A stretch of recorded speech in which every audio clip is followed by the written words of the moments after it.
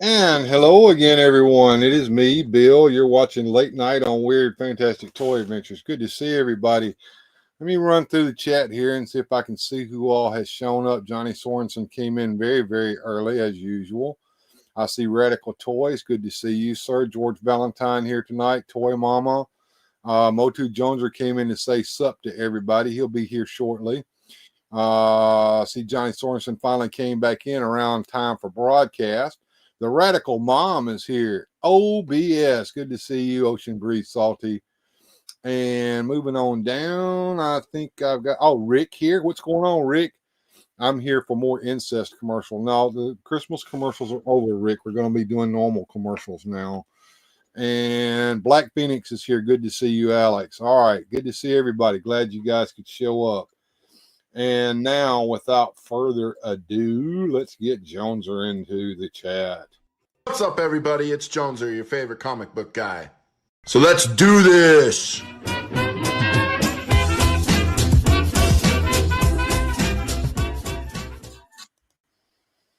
Hello. How we doing? We're doing pretty good. Joneser, how you been getting along? I think we've been hanging out all day together, haven't we? Yeah, I haven't seen you in a while, Bill. You should, stop by when you can't stay so long or something. I got you. Yeah, there you go. No. Yeah. Me and Bill have been on all day together, reminiscing. He's preparing for the show. I'm preparing for my trade show. We've been visiting all day. It's nice to have a friend while you work, though. It is. And I've been over here doing a little bit of house cleaning here on the show. You might notice that I've got some new stuff, new overlays and everything set up over here. Cleaning things up from the way it used to look. I think I want to make things a little more streamlined looking over here. See, there's Alex, and ooh, why is that upside down? Let me fix that. Lord have mercy. All right, where is that at? It is. Well, here on Weird Fantastic Toy Adventures, we produce the show as we do the show, so there are no technical difficulties. These are all technical things we expected. It's all part of the show, folks. Exactly.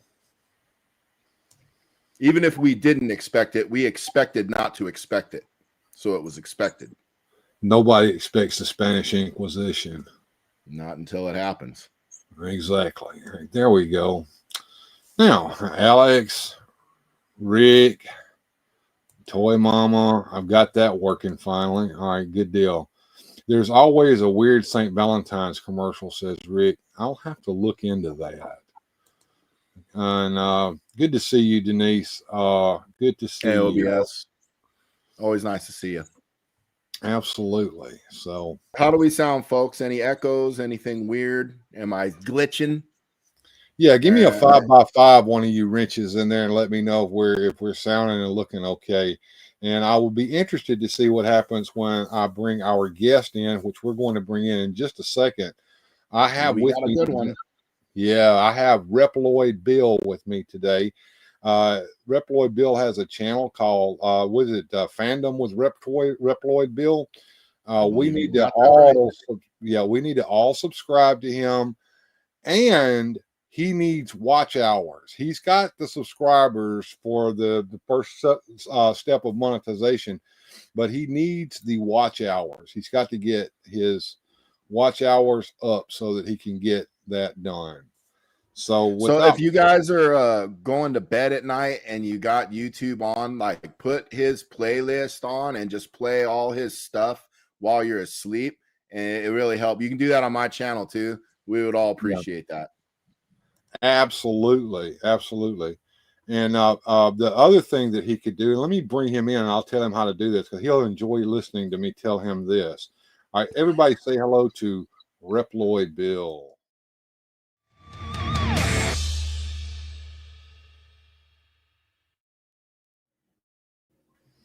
Hey there, you're on the screen now, sir. What's up? Move my mic a little bit here. Here's what you do, Bill. And I would live stream this because it would take too long to actually upload it. But get you some nice soothing music or maybe even the sounds of rain falling. And for your video, black screen, and just 10 hours of that of ASMR sleep music, and then people can put that on as they go to bed, and they can listen to that while, and it puts them to sleep, and it plays for like 10 hours. Boom, lots and lots and lots of watch hours. Right. I mean, you're not wrong. No, and Bill's been telling me that for at least a year, and I haven't done it yet either. It feels like a cop out. I feel the same way. I always tease that. I've seen channels do that shit. Okay. Mm-hmm. And I've teased that I was going to do it, but I never did that either. I feel like it's like cheating. Yeah. Yes. I mean, look, I know you got to play the game, okay? But like, yeah, that's exactly what it feels like. Because like, look, man, how do I put this? If I'm going to fail, right? At least I failed doing what I wanted to do. I mean, this is my hobby anyway. I have a full-time job. So if I fail doing what I wanted to do, and I didn't have to sacrifice anything to do it. And if I succeed doing what I wanted to do. And you know what? Fantastic, I guess. It's just the way I'm looking at it right now. No, it's a wonderful way to look at it. I see OBS here says, hello, Reploid. That's a strange word. And it's something that I wondered myself. What is a Reploid, okay. Or what does it mean? A Reploid? Yes. Okay. So this is not the first time I've had that question, because like Reploid became like a dead word at some point, and I don't know why. In fact, it's kind of funny. At my job, when they discovered I did YouTube, they found my name and they sent an HR guy out to the floor to ask me. He was like, hey, we found your YouTube. What is a Reploid? And they were like real concerned, you know, like you're gonna walk me out or something like that, depending on what my answer was. So when I was real little, we had the first email I ever had. It was like SBC Global or some crap like that. And my name was the BB3 at the time. I do remember why, but it's a stupid thing. It comes down to my name and whatnot, and then me being the third of my family line and so on and so forth. Thought it was cool because I was a kid. Then we lost that, and my dad buys AOL at the time. And so we lose the SBC Global. I no longer have that email, and Dad's like, we got to set you up a new email. At the time, the thing I was into the most, like the biggest thing that I was into, was Mega Man. And Mega Man is a Reploid. He's not a robot. He's a Reploid. There's a couple guys that caught this in the chat. They're all texting. He's a living robot. So like, I was like, oh, that's what I want. I want to be Reploid Bill. And so my dad, he set that up, and he was like, here we go. That's your name now. And he was like, are you sure? And I was like, I'm positive. And I've never changed it. I've thought about it 100 times. I've done other shows, and like shows that would have benefit from a name change. Cause for a while I was like a dedicated X-Men channel, and I could have been like Mutant Bill or something and really kind of cashed in on the idea, but I didn't do it. And so I've just been Reploid Bill for as long as I can remember at this point. And I've considered maybe that was a detriment, because like other people, you know, they call themselves like Retro Steve or something like that, or like the Toy Master or something, and it helps you get kind of noticed and whatnot, especially on YouTube. But then also like the biggest Gundam channel on YouTube is a guy named like Kakarot 187, which is a Dragon Ball Z reference. So really the name, I was just like, look, I still love Mega Man today. I'm buying those Mega Man toys. So like, it works for me. I don't think I'll ever part with the name. I have people that call me Reploid now. So I mean, what am I doing now? I'm kind of stuck with it. I was thinking about that. Since I'm Bill and you're Bill, I guess we're going to have to just call you Reploid, so that I don't look up every time he's talking to you, and you don't look up every time he's talking to me. So nope, that's fine. That's become somewhat of a common thing. I don't want to start calling Bill Weird and you Reploid. And I'm glad no one's named Weird. Johnny Joneser. Sorensen has decided that my name is Weird Late Night Bill for some reason, although I only Weird have- Late Night Bill. You know, I and it's have funny to- you talk about the name because I started out Motu Joneser and I did comic book unboxings. And I always start my show, I'm Joneser, your favorite comic book guy. But the channel's named Motu Joneser. So I did everything wrong. And I don't care. And that's the thing. That's the thing. He doesn't even do comic books on his show much anymore, if at all. But he still starts off, "Hey, it's your favorite comic book guy, Joneser." And if he didn't do Right. that, it would be wrong. It would. Johnny Sorensen says it beats being called Skin Job Bill or Synthetic Bill. Synthetic Bill. No, yeah. Yeah, but that's what that name is about. And I've come across that a lot now, actually, because Mega Man was huge when I was growing up. I mean, Well, sure. there were six actually there were so when I was growing up, there were 7 games plus Mega Man Bass, plus 3 or 4 Mega Man X games, and now they go all the way up to are they on Mega Man 11? I thought was the last one I played. I beat all of them, so I can't even believe I'm asking this question, but I'm trying to remember. I remember I beat 10. Was the last one I beat Mega Man 11? Is that where he switches the helmets when he switches powers? Because I beat that one too. I don't know. I didn't. I was going to ask you what your favorite Mega Man game is and why is it 2? 3. Oh, There is actually a reason. Originally, it wasn't 3. It's been 2 for years. But the last time I played through all the games, and I don't know why, it just hit different. It was very bizarre. I played Mega Man. I played literally all the way through the series. I went through part 1, part 2, part 3, part 4. And when I did part 3, the last time I did it, there was something special about I beat the game. All the weapons are useful instead of just metal blades. I actually think that's a little bit of a detriment to the second game. Is that you get the metal blades, what else do you you need? just run the game. But this time I realized that every weapon had a purpose and it felt balanced. And then you beat the game and 4 levels open back up and you go back through the levels and they're destroyed. And I think the reason that hit me different this time is because I love Mega Man X, and Mega Man X has a level effector. So if you beat Chill Penguin, it damages the Flame Mammoth level. And if you beat the Eagle, Storm Eagle, he damages the electric level, the Spark Mandrill.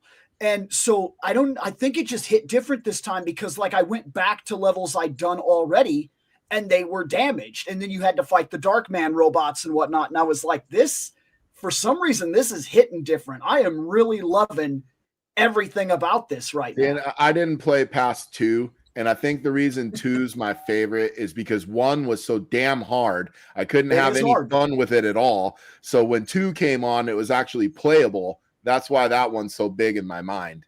That's fair.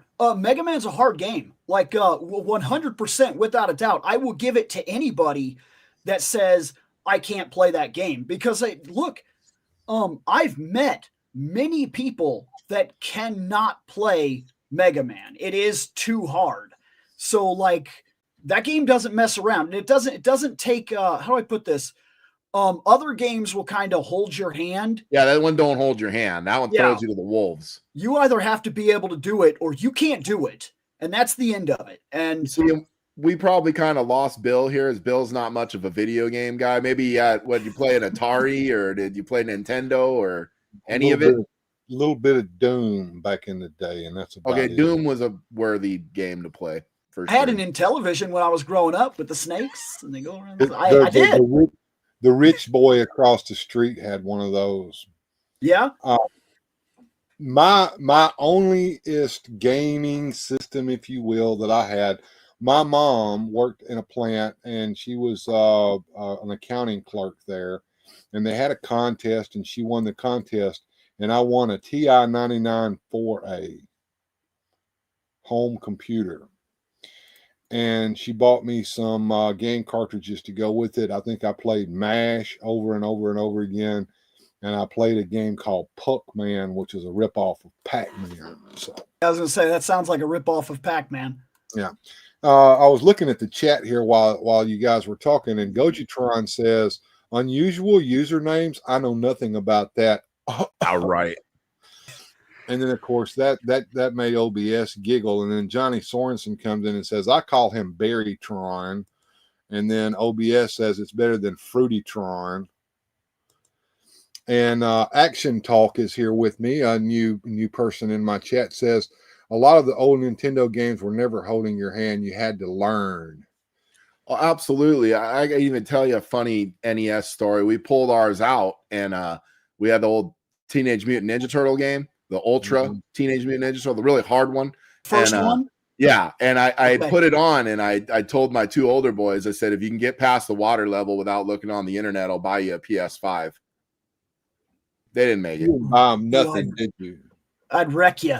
I'd have 4 PS5s. I've actually beat the game. I have two. Because me and my buddy, me and my brother Nick recently beat that game it was probably a year and a half ago or something like that. I don't remember why we beat it, but I remember we turned it on, and then like we got to the city, and it was all of a sudden it was game time. Like we started to die, and then I was like, no, look that up. I was like, it's not doing this again. This game's been kicking my ass since I was a little kid, and it's not happening anymore. Tonight it's done. And we got all the way to the Technodrome and everything, and actually beat that game. In the old days, you had to figure it out or ask your school friends, or maybe issue a Nintendo Power. You couldn't just Google it like you can now. You had to actually try to figure it out. Yeah. Whereas nowadays, I don't think kids have that experience when they play video games. They're stuck on it for 4 seconds, and then they're Googling it. They don't have that organic where they're trying. I mean, they almost buy the game, buy the strategy guide on the same day, which to me, what's the point of that? Right. I used to be very against like looking things up and doing strategy guides and stuff like that. But then I got older and I got a full-time job. And if I got stuck somewhere and I knew I'm going to beat this game, I finally got to a point where I just look at Nick and be like, look it up. I'm not doing this. I'm not wasting time. The next 30 years of my life. I only have so many hours left. I mean, yeah, I'm not super old or nothing, but like you get to a point where you work, like where I work, you can easily be on 60-hour weeks, like continually. So like if they got me on a 60-hour schedule, I'm not wasting my time with where do you go? What do you do? No, just tell me what to do at this point. I'll take the challenge. I'm not going to cheat. I'm not going to go break the game or get the game genie out or something. But like at this point in time, like just tell me how to beat the damn game so I can do it. And then I beat it. Or point me in the right direction. Exactly. Like me and Nick, we recently beat, because I play all my games recently with my brother Nick. We recently beat Dragon Quest 3. And the reason we beat it, we went back and played it in its original and beat Dragon Quest 3 because there's a remake of Dragon Quest 3 on the horizon that's coming out. And so like me and him were like, we're doing this. And we got to this one part where we were like wandering around for like 3.5 hours trying to figure out what to do. And I was like, all right, I'm done. I was like, I'm not, just tell me where to go. And he looked it up like that one part and was like, supposedly we go here. And I was like, all right, now put it away. We'll do the rest. And so, yeah. Brent is challenging you, Joneser. I answered him. Okay. Yeah, guns, ghosts, and goblins. And yeah, I got stuck on the second level with the big men trying to get around where they force you to take the flame and you can't have the knife anymore. And then you got to get around the ladder. And I know what I'm supposed to do. I've watched the dang YouTube enough times to see how to do it, but for whatever reason, I am destined to never pass the second level of Ghosts and Goblins. I've been stuck there since I was a child, and I just don't care enough to suffer through it to make it. It's just not that important to me anymore. Yeah, that game is hard. But that music, like will be in my nightmares forever. Well, that's Look, that's fine. The one that I heard over and over and over again, I played Castlevania. Oh, So that's I a heard good that one. dying every 10, like every Yeah, couple that minutes. was a hard one. I actually passed the first one, and then the second one I lost interest. I beat the first two. To this day, I still haven't beat the third, and I've beat most of the others. To be fair, I do play games. It's that's like a big hobby of mine. I still play games today. I play them quite often. Actually, I've got the Switch and whatnot, and like right now I'm playing Dragon Age 2 because I never played it, so I want to play it. And kind of like the way I collect. I don't like, I know everybody does their lists like, oh, 2023 toys. My collecting is too random for that. Just like my gaming is too random for that. Currently, I'm about to go play Star Ocean 1 and 2 because that's my next game on the horizon, and I'm beating Dragon Age 2, and I'm looking forward to playing Spider-Man 2. So I'm all over the place. I just want to play games. Like, and I don't want the headache that comes with trying to compare myself to other gamers. That I have zero interest for that anymore. OBS wants you to sing her a song, Joneser. Oh, serenade her. I don't know. Give me a little bit to think of a good one, and I'll get in there. Well, you know, her tooth is bothering her again tonight. She said so, and so she's drinking, and I think she's had a little bit too much to drink, like normal. There's no such thing as too much when your tooth's hurting. You just do what you got to do to make it feel better. Oh, it's excruciating. Exactly. Tooth pain is like the worst pain. I mean, I guess I can't compare every pain. I don't have that experience, but like I've had when my wisdom tooth grew in it was years back, it grew in across the bottom of my gums. So it grew in reverse and went under and cut the bottom of my teeth down here, and then rotted inside my gums and puffed my whole face up. And that was like the worst pain I had ever experienced in my life. They had to go in and they had to drill and do like cuts, and like I had to be awake for the whole thing too. It was like living through some sort of weird nightmare. And they took 6 teeth, and like I could see they got your mouth held open, and like I'm not allowed to be knocked out for, I don't know why. There was some reason they gave me that I couldn't be asleep for it. And he's drilling and cutting, and like he's got these little buzz saws, and I could see dust coming out of my mouth, and I'm like on the verge of a panic attack. I'm like, can this be over? Like that was terrible. Oh my God. Yeah. I've been lucky. My teeth are all spaced out enough where I think I've had like one cavity my whole life. Like, pretty lucky guy. Let me give you some advice, Joneser. There's a drink that's made from alien doo-doo, and it's called Slurm Mountain Dew. Mountain Dew, that's it. Oh, yeah. Don't drink that like crap. Slurm. Don't drink that crap. That crap rots your teeth out. Was Slurm the lunka dunka din deviant? You will not mention the secret ingredient. Yeah, it came from a worm's butt, didn't it? Yeah. Isn't that? Yeah. I'm looking at what OBS is saying here. She says, anyone remember that game Tubing where you're floating down the river throwing beer cans at people? I don't know about a video game, but I've done that in real life.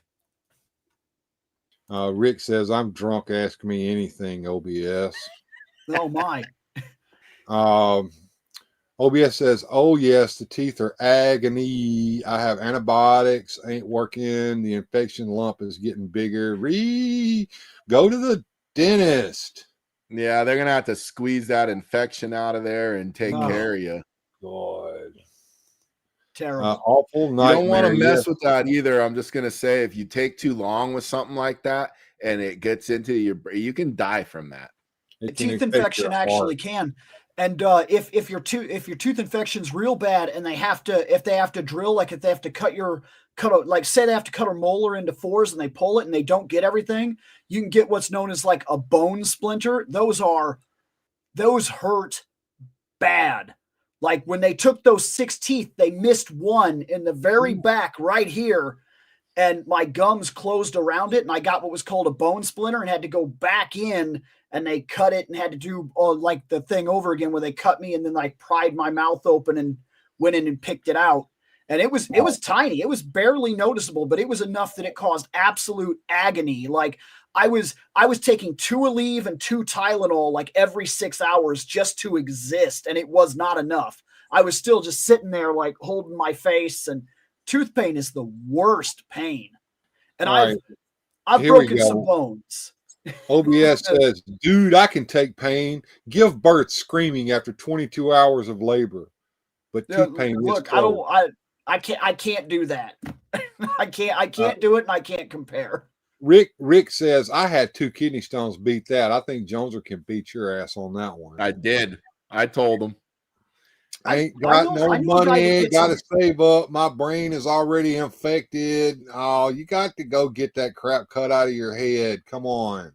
Yeah, I've had 6 kidney stones in my life. One of them was so big, I was blocked, and I could not pass it. My whole left kidney was filling up with urine. I was in agony. I went to the ER a few times.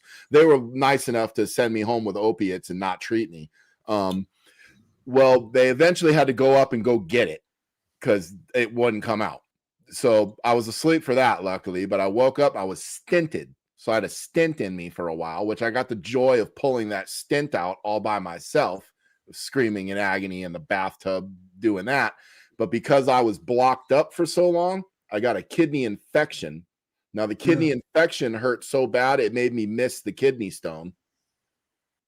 So, yeah, I am the kidney stone champion of the universe, unless someone can beat 6 and have one got stuck. You know. OBS says, oh, yeah, kidney stones are bad. It is like labor in your back. I got one after my kid. I thought I was in labor again. I've heard that. And All Music Fan 88 has joined us tonight. And so has Miss Jamie Sanders. Good to see you tonight.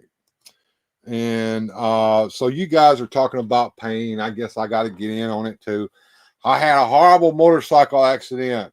I was swerving to miss a creature coming across the road. I hit the ditch.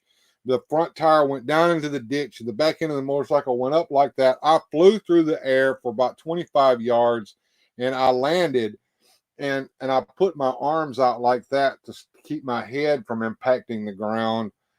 And this arm here hit first, heel of my hand. It knocked this shoulder completely out of the joint and broke the top of the bone right here. And my arm was hanging down here when that was over with, and I couldn't move it at that point because it was knocked out of the joint. And so I took 2 BC powders. The guy put me in a pickup truck and carried me 2 miles to the hospital over here in Marks. And when I went in there, there was no doctor on duty. There was just a great big obese nurse who couldn't walk, so she wheeled around in a little wheelchair, office chair with wheels on it. And she goes, oh, we can't do anything for him. He's going to have to go to a hospital. So she called the local ambulance service to come and pick me up while she got on the phone. So she calls the Batesville Hospital. I have a man who had a motorcycle accident. We don't take trauma patients. Called Oxford. I have a man who had a motorcycle accident. We don't take trauma patients. So I ended up having to go to the most horrible place on earth. It's called the Med in Memphis, the regional medical center where everyone goes. If you can't afford to go to the hospital, if you're destitute, if you've been in a horrible accident, if you're about dead, they all take you to the Med. It's a medieval institute. And so they took me in there, and as soon as they took me in there, the nurses came out and says, why is he not strapped to a backboard? And I said, I don't need to be strapped to a backboard. And they go, he's a trauma patient. Strap him to a backboard. So they strapped me to a backboard. And now the only way that I could alleviate the pain was to hold my arm close to me like this right here and sit up. Now I couldn't. I was strapped to a backboard in agony, and they left me like that for hours and hours and hours. And I screamed until I couldn't scream anymore. I was hoarse, and I just laid there in pain. And finally, a sweet little nurse came up to me, and she said, are you going to be okay? And I said, please, whatever you do, just unstrap me from this device of torture here and let me sit up and get some of the pressure off my arm. And she goes, I can't do that. You probably have a back injury. I said, I don't have a back injury at all. and she cleared my back and allowed me to sit up. And oh, it was such a relief. And then they came and grabbed me up and they put me on a table. And the accident happened at 3:00 in the afternoon. It is now 1:00 in the morning. They put me onto a stretcher. They wheeled me to X-rays. And the X-ray technician lady told me, I want you to hold your arm up like this. And I said, lady, my arm's down here. I can't move it. I can't pick my arm up. I can't do it. And so she goes, okay, well, I'll help you. She tied a sheet to my wrist and she threw it over some equipment across the ceiling and jacked my arm up. Once again, I screamed like a little girl. And after they got through taking all these different pictures of my arm and jacking it around and making me scream, finally, they got through and they wheeled me out. And as they were wheeling me out, a doctor came and said, did you take A, B, and C photographs? And she said, no, I took X, Y, and Z photographs. I need A, B, and C photographs. Back in there, they went and did it all over again. Jesus. Finally, somebody came and gave me some opioids. And the reason I remember all of this is because Joneser said the word opioids. Opioids do not make you not feel the pain. What they do is they make you not care anymore. Is that accurate, Joneser? Yeah, no, that's basically been my experience. And then you get stuck on taking them, and then you get bound up, and you can't poop, and you can't live, and it's just it's terrible. And to me, when I had the kidney infection, they took me in and they gave me a shot of fentanyl, and I was in so much pain. The shot of fentanyl did nothing. So then they came back and gave me a second shot of fentanyl. Still didn't even touch it. So then the lady's like, okay, this is not working. I'm going to try this. And I think it was called tramadol, or I can't remember what it was. It's basically like ibuprofen on steroids or whatever it is. And when they gave me that, then I was like, okay. Now, keep in mind, that's 2 shots of fentanyl on top of that. And yeah, so I was like, okay, now you've run your test. You can do whatever you want. I don't care. What's up? I like stuff. He said morphine's great for real pain. Yeah, that morphine makes you not care anymore that you're in pain. The pain doesn't matter anymore. It's still there. It just doesn't matter anymore. But anyway, to end this tale, the doctor finally came in and he goes, okay, I'm going to have to set your arm. Oh, and he goes, I'm going to give you some medicine. And it's not going to knock you out, but you won't remember anything when you wake up from this. And I said, oh, you're challenging me now, sir. So I forced myself not to forget what he did. And when he came in the next day, he said, so you don't remember anything, do you? And I go, oh, I remember everything. And he goes, really? Well, tell me exactly what happened. I said, you took my arm, and first you pulled it like this, and when that didn't work, you put your foot up against the bed like that to get some leverage, and then you yanked it again, and then it went back in place. He goes, you do remember. I said, yeah. And the only reason I do is because you told me I wouldn't. And of course, they released me the next day and threw me out in the street. And I was sitting on the street trying to figure out how to get home. And that was back before cell phones, folks. I had to go and find a payphone on the streets of Memphis, Tennessee, in the bad part of town near Danny Thomas Avenue. And if anybody knows anything about Memphis, you know that's a horrible place. And call a friend of mine to come and get me and carry me home 75 miles down here to where I live at here in Mississippi. The end. And it all came out great. Look, I can still move my arm now. How long did it take you to get back on the bike? Probably 3-4 months of intense physical therapy. Yeah, that's rough. I lost all the muscles here in my arm. And because my arm wasn't set immediately after the wreck and they let me lay around like that for so long, my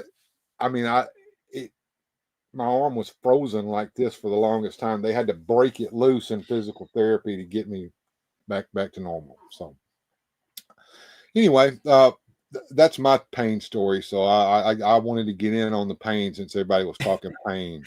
They were saying in the chat where like the scene in Jaws where they're comparing scars. That's where I was going with that. I like Salt says all of Memphis is scary.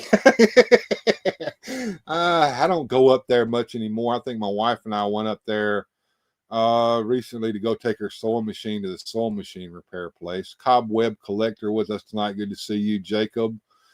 What's Rick saying here? Cobs. I used to stay away from Salt ever since. That's what triggered it. Okay, I missed that, Rick. You know, I can't keep up with you guys. You guys are just going away from me. The end. We all messed up, yeah.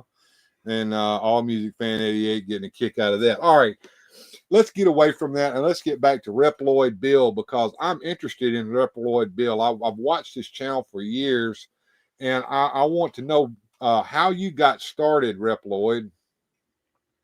In terms of YouTube or what I'm currently doing? Yes. Well, let's start with that and let's move on to what you just said.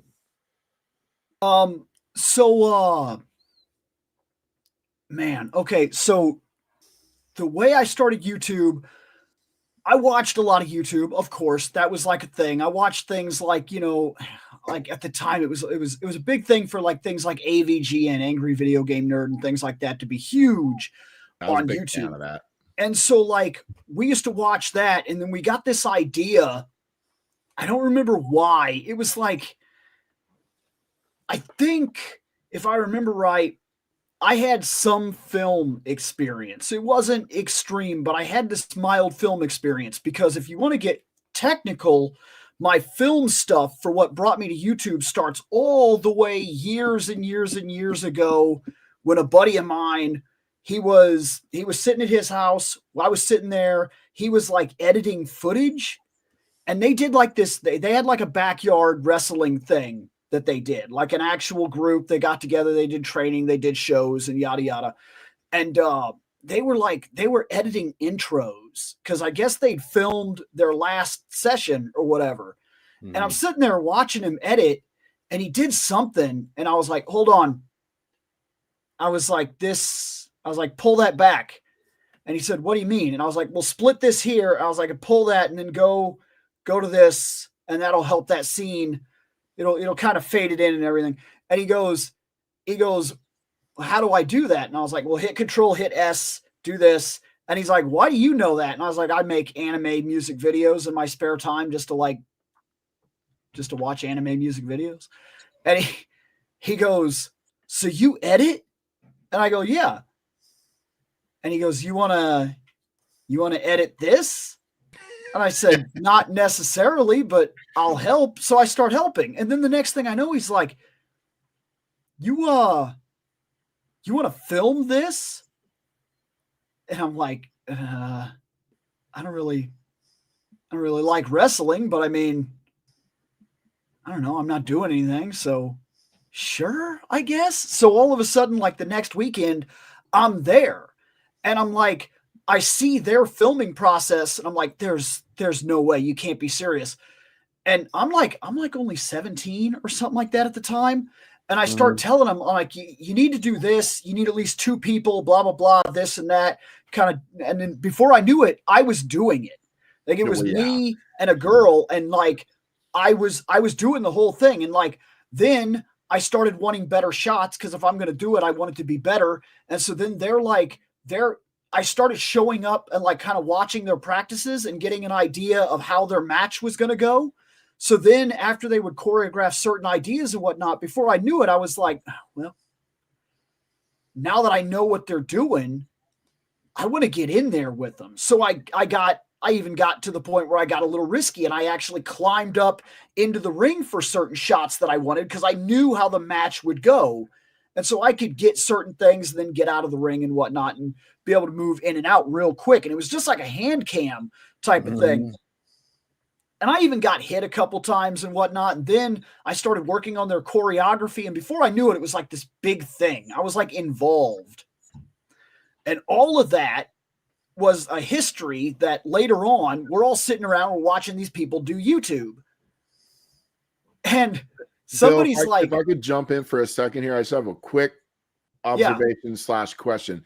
Now, you said you weren't a wrestling fan at all. Bill and I are both huge wrestling fans. After this experience, did you become a wrestling fan? No, like, no, not even in the slightest. Did you at least grow a little respect for the performers and now, the athleticism? Here's the thing. What there's a little bit of a misunderstanding, and it happens sometimes on the different shows that I've done. I'll say I don't like wrestling, and then people will come up and they'll say kind of what you just somewhat said, but not to the extent. They think that I'm like, I have mad respect, absolute mad respect for the athletic nature of what is taking place, because whether it's staged or not, this is the way I look at wrestling. It is a choreographed, well-coordinated fight scene done live in front of people with the chance of alteration and mistake every single time they fight. Well, they're trusting each other with each other's lives. Yes. You know? So you cannot for a second deny the actual physical prowess that is taking place inside of that ring. But I grew up, and I really think a part of me not liking it is that I grew up surrounded by people that thought it was real. I mean, they did. Like, it's real to me, damn it. I used to tell people, there's no way. And they'd be like, well, they're trained to take that. And I was like, nobody is trained to take a steel chair directly to the nose. No. I was like, there's a system here that is at play that you don't see. Every hit is done specifically in a way that they know how to take that hit, not that it's actually being delivered. I'm not saying they don't get hurt. Yes, they're taking hits. When you fall in that ring, you have to fall in that ring. There's no other way to do it but to fall. I was taking a bump. Yeah. Right. And I didn't mean to sideline you on where you were going with all that. I just wanted to know, for me, if you gained a respect for the performers, and you did. Well, I started helping the choreography of it. I started planning fights for the group and kind of helping them. And like, I even went through and, like, before I knew it, like I said, I was helping with the choreography for matches. You got roped in. Basically, what happened, you got roped in. Cobweb Collector says, well said, Bottom Bill. Nice. So yeah, like it just happened. But I grew up like with a boxing background, and I've actually had 13 fights. So like, when I come from that place, and then all my friends not at that current point in time, but like when I was growing up, they all thought it was real. They used to like talk about like, oh my God, it's like, can you believe that? And I'm like, no, I can't, because I've been punched in the face. Like I can't. Right. But yeah, you're not going to punch somebody in the face and not have a mark or a bruise or a dent or some sort of physical. I'm a boxing guy myself. I've been a huge fan. I have boxing equipment. I train. I love that. That's my favorite right there. So I hear you. So yeah, but that's what started all that. And then we see these people doing YouTube, and somebody was like, how come we don't do that? Because we're just like sitting around. That's all we do. We just sit around all day, play video games, hang out, talk. We got the background for it. Let's do the YouTube. Yeah. Right. And it was like, well, let's do that. And I said, well, we don't have any equipment. They're like, so what? And that mentality, that weird so what mentality, we just like drove to Best Buy, and I was like, there's a camera. It's crap. I still have it. It hangs on my wall in this office, actually. And every now and then somebody will walk in and notice it, and they'll be like, what's with the old, like, super shitty broken camera? And I was like, that is the camera that started all of this. Like, So the next thing I knew, we're setting up a show, and we set up this. The first one we ever set up was a show called like Reploid Productions, and it only ever got like 300 subs, and there's a reason for that actually.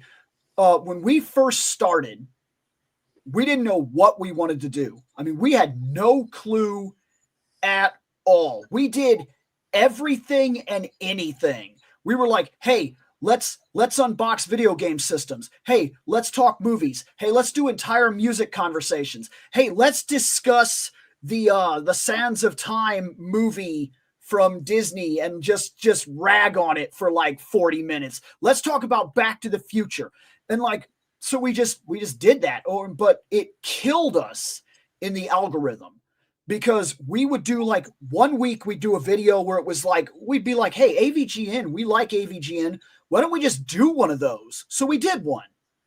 And then we were done and we were like, that was cool. Let's do something else.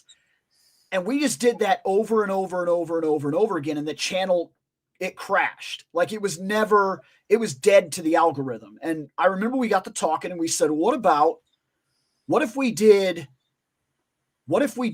fandom night?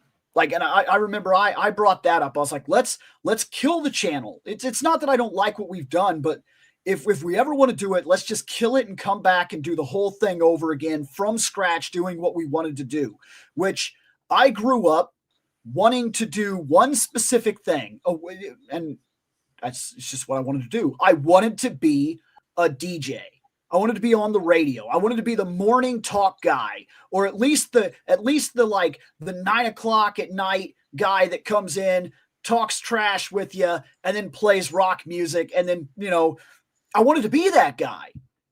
And I wanted to be that guy so bad that when I was growing up, I had a radio that had this, it had a tape, you need a tape deck. You put the tape in and you could hit record on the radio, but you could hit aux record on this radio. And there was a little dot up here that would go red and the radio could hear you. And I used to make my own radio shows on cassette tapes. I would buy blank cassette tapes. And then like me and a buddy of mine would do like the DJ thing. We'd make these fake radio shows. And then we'd add a song to the record or whatever, So then when we played it back, we'd be like, this is the coolest thing ever. And it was just like this little childish thing we did. And so because I wanted to do that like my whole life, all of a sudden I found myself in a world where you could just do that. Like there's nothing stopping you from just doing that. I mean, we're doing it. This is it. Mm. And so I said, let's do that. Let's do like a mix between like a talk show, like, and the only way I can explain this is like, what was that talk show with like Whoopi Goldberg in them? And there's like 4 ladies and they sit up there and they just talk and they're in front of the camera, The View or whatever. I said, what if we did like a mix of The View? We got a stage and everything. We'll sit upstairs on the couch and on the chairs. We'll put the camera back there and we'll just talk fandom topics every time. And before you knew it, that's what we were doing. So we did like the Kick-Ass movie and all these different things. We talk about the movies and whatnot. And one day, out of nowhere, the AVGN movie happens. Mm-hmm. And we're like, let's go to that movie. We never made it to that movie. Because we got down to Chicago and his car overheated. I mean, it was really bad. It was literally, we got there, parked, opened up the hood, and the radiator fluid was bubbling out the top. And I was like, we are pretty far from home. Were you in a bad part of Chicago? Yes, we were in a pretty rough part of Chicago. And we didn't know where we were necessarily either. So it's getting pretty late.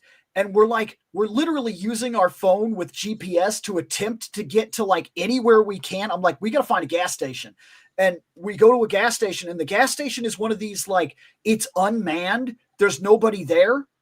like it's like a corner gas station thing where there's like a little house thing and there's nobody in that little hut thing. There's just like 4 pumps and you have to put your card in or whatever and it's all automatic. So we walk all the way over there and I'm like, we're not getting radiator fluid here. So I guess we keep walking, and we walked forever to finally get down to get to a Target to get radiator fluid. Wow. We get radiator fluid. I mean, we were walking forever. We walked and then took the red line and so on and so forth. And then we go all the way back and we put it in, and I'm like, we got to drive home. Like, we got to drive home. And we bought like as much as we could. We're like, we'll drive for a while, stop, drive for a while, stop. We got to get home. So we did. We missed the movie. And when we got home, we, I don't even remember what brought this up, but somebody was like, let's watch the Power Rangers that we didn't get here in America. And I'm like, okay. I mean, I have it. So I had Juranger, which was, that's the footage that we cut up to make the American Power Rangers. Right. So I was like, sure. I mean, I've only seen like a little bit of it. Why not? We start watching it and I go, you know, it would be ridiculous. We need to take all the costumes that they've done in Japan that we've never seen and look at them on the show. And it was supposed to be a one-off thing. And so we come in and we're like, let's do that. So we did a show where we looked at costumes that never came over here to America and rated them. And we did like a 1 out of 5 scale and everything like that. And it just overnight, it blew up to the point where the YouTube that I was doing died. I mean, it was dead.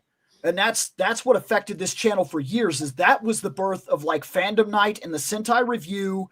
And it's like a 3K sub friggin' thing. And it does good. It does really well.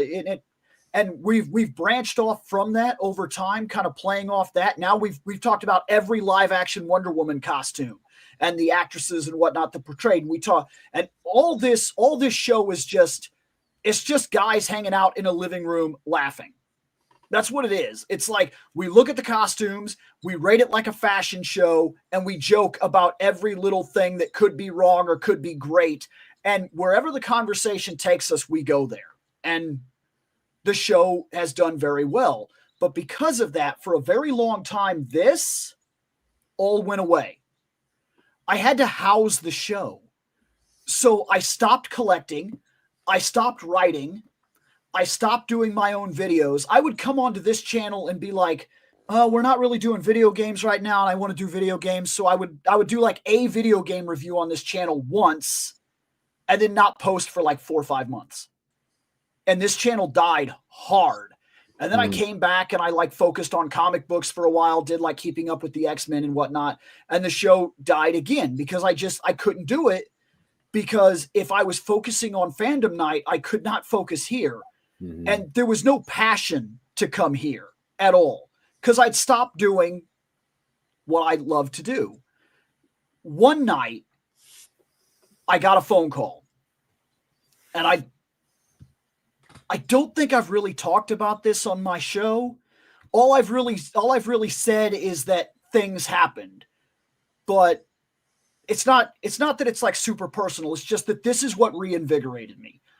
I got a phone call, and the phone call said, "You need to get to the hospital right now." And I said, "Oh, okay." So I left work, went to the hospital. And when I walked in the door, the doctor walked over to me and he pulled me over to the corner immediately. And he said, "Listen, this is like a 30% somewhere in there chance of him making it. So whatever you got to say, whatever you got to do it. And I need to know right now, will you be making all decisions? And is it okay if we tell her any medical things that come up during this thing?" And I'm like, holy shit. Like, all of a sudden, everything is incredibly real. Yeah. And my dad had an aneurysm is what happened. And they're like, this is like one of the worst possible places. He's got about a 30% chance of making it through the night. And then they said, and they asked me some medical questions, and then like the numbers fluctuated up and then went right back down, went lower. And I basically was like, I'm going to lose my dad this week. It's going to happen this week. It didn't. He did make it. And he's doing fine and everything. I meet up with him every couple days and whatnot. We see each other more now than ever. But this is why, is because all of a sudden it hit me. I mean, I'm sitting in the waiting room and I'm like, there's all these things that I want to do that I've put on the back burner to do things that I felt like I had to do. Mm-hmm. I'm done with that. I'm done with it. I want to watch the movies that I want to watch and watch the shows that I want to watch, shows that I missed out on. It sounds stupid, but like after this happened with my dad, I went and bought the 80s G.I. Joe cartoon. Why? Because I was too young to appreciate it when I was a kid, and I want to see it. I wanted to see other things and whatnot. And there were two things there was like three things in my life that I left behind to do fandom night. I left behind writing. I've been writing for as long as I can remember. I'm published 4 times, but this gets tricky, not in my name. My sister, when she was going to school, she had a short story class. Mm-hmm.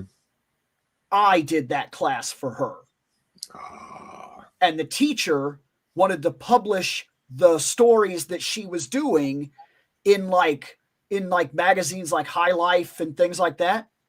And so she would come home and be like, they want to publish your story. And I'm like, awesome, do it.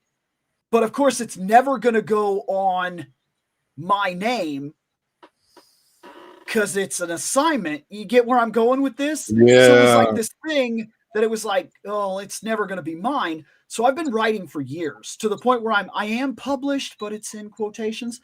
And I've done a lot of stories.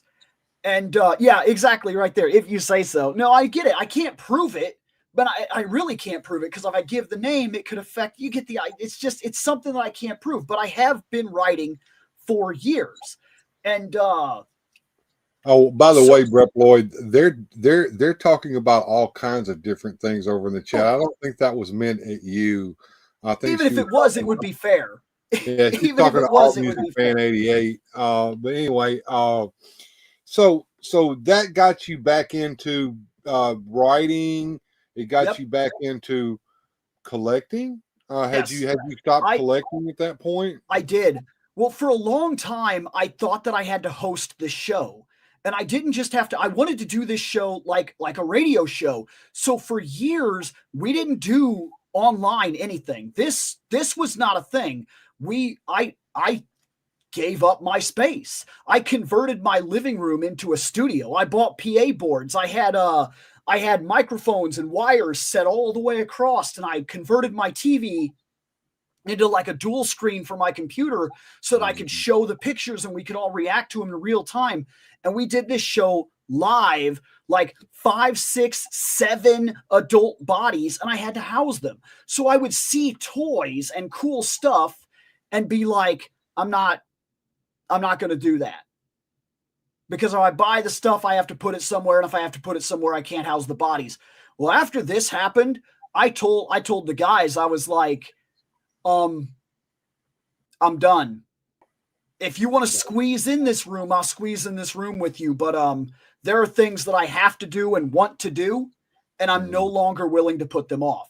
And so you can track where my channel did this, because like the channel changed massively overnight right here, where all of a sudden I was here like posting a video like almost like 3-4 times a week. And that's been consistent because that's what I'm doing now.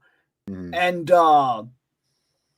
like I came over to this channel, and then I started collecting again, and I started opening up and doing things that I wanted to do. I've always been huge into things like Conan the Barbarian, but there were properties that I never tested because of stupidity. There's no other way to put it. Like if you like a thing, just like that thing. Like that petty nature that we give to ourselves, where we're like, oh well, I don't want to be laughed at because this and that or yada yada, or screw that. You don't have time for that garbage. Like, and this thing that I like, that's become like a rather big part of my channel, is right there. I've always had an interest in Masters of the Universe, but always saw the memes and the 1980s goofy content, and always viewed it like, you don't take Batman 66 seriously because you're not supposed to. But for a while there, when I was growing up, if you watched, like, there was always this debate, you watched the 66 show, and that was like stupid Batman. That was like the Batman you made fun of, and Batman's supposed to be, he's supposed to be cool. Wait a minute. Somebody just did something for me here. Let me see here. Where is it at? Did somebody just subscribe to me? Or no? Yes. Thank you for the subscription, sir. Thank you. Somebody just subscribed to me. I couldn't hardly see it here on the small screen, but yeah, thank you. That was my brother, Dr. Hal Light. Yeah. Thank you. That was my brother. I appreciate that. Yeah, I need all the subscribers I can get. I'm on the road to 1,000. I've got about 887 now, and I'm working my way towards 1,000. And once again, folks, if you're not subscribed to Reploid Bill, please go do that right now, and then start watching his videos. Now, you are big into long form videos. Is that correct? Yes. Reploid? So when I started getting back into collecting, and I started picking all my stuff up, and I started this, like, my channel did like a huge overhaul. I tore this entire room apart, and I even did it on the channel. I tore the entire room out, everything, nakeded the room. And then I built those brackets live, basically. I did like a broadcast, and I built the brackets, and I put them all up, and I kept track of every time. And I tore the entire collection out of my room, the small collection that I had left, that I hadn't sold off for space. And I went over every item one at a time as I put it on the shelf and talked about them. And I built a philosophy around my collection at that time, and it's been my philosophy for a while now. Every single item in my collection has to have a story and a purpose and a personal attachment to me in some way, or it doesn't belong here. Okay. Period. And so I've done episodes where I'll take something off the shelf and be like, it's gone. I've gotten to a point in my life where it's either no longer important, or I found something better, or this doesn't represent the way I feel anymore. It's gone. And when I started doing that, I realized really quickly that I started getting into kind of toy reviews. But let's be honest about toy reviews real quick. Pixel Dan does toy reviews. And he does them fantastically. And I'm not interested in competing with him. Because that's what, when it comes right down to it, that would be what I would do. Well, here's the thing. Let me jump in here. Yep. None of us are competing with him. That's absolutely. That's not what you can hope to do. What you can hope to do, there's one thing Reploid Bill can do that Pixel Dan can't do, that Weird Bill can't do, or that Joneser can't do. We can't give your perspective. Right. So if you're going to do it, and that's what I like about your channel, is I've watched a lot of your stuff. I try to comment when I'm there, so you know I was there. But a lot of times my son has my phone, and so I'm watching it on TV. I can't comment. Of course. I'm watching, but I try to let you know I'm there when I have the ability. But I've watched a lot of your stuff. I like your perspective. I like your take on things. And that's the one thing you can give to that toy review that Pixel Dan can't give, is your opinion, your thoughts. That was all I wanted. I wanted to jump in there because you hit a nerve with me on that one. And thank you there, Jones. I was going to say the same thing.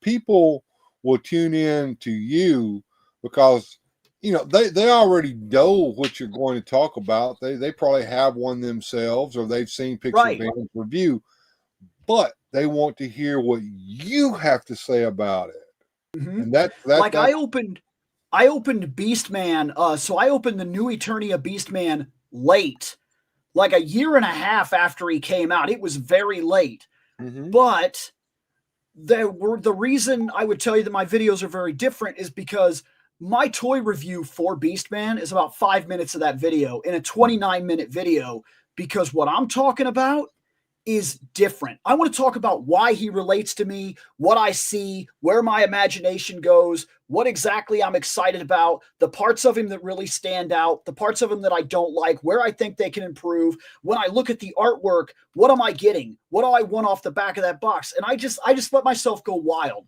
It's a long form toy talk, and that's really what they are. And I even made that my video for, like, if you go onto my front page and it plays the video, I have something called Not Just Reviews, which is a small 15-minute video that talks about I can't and won't compete with people like Pixel Dan. One, they have the figure way before me. I'm never going to get that view count.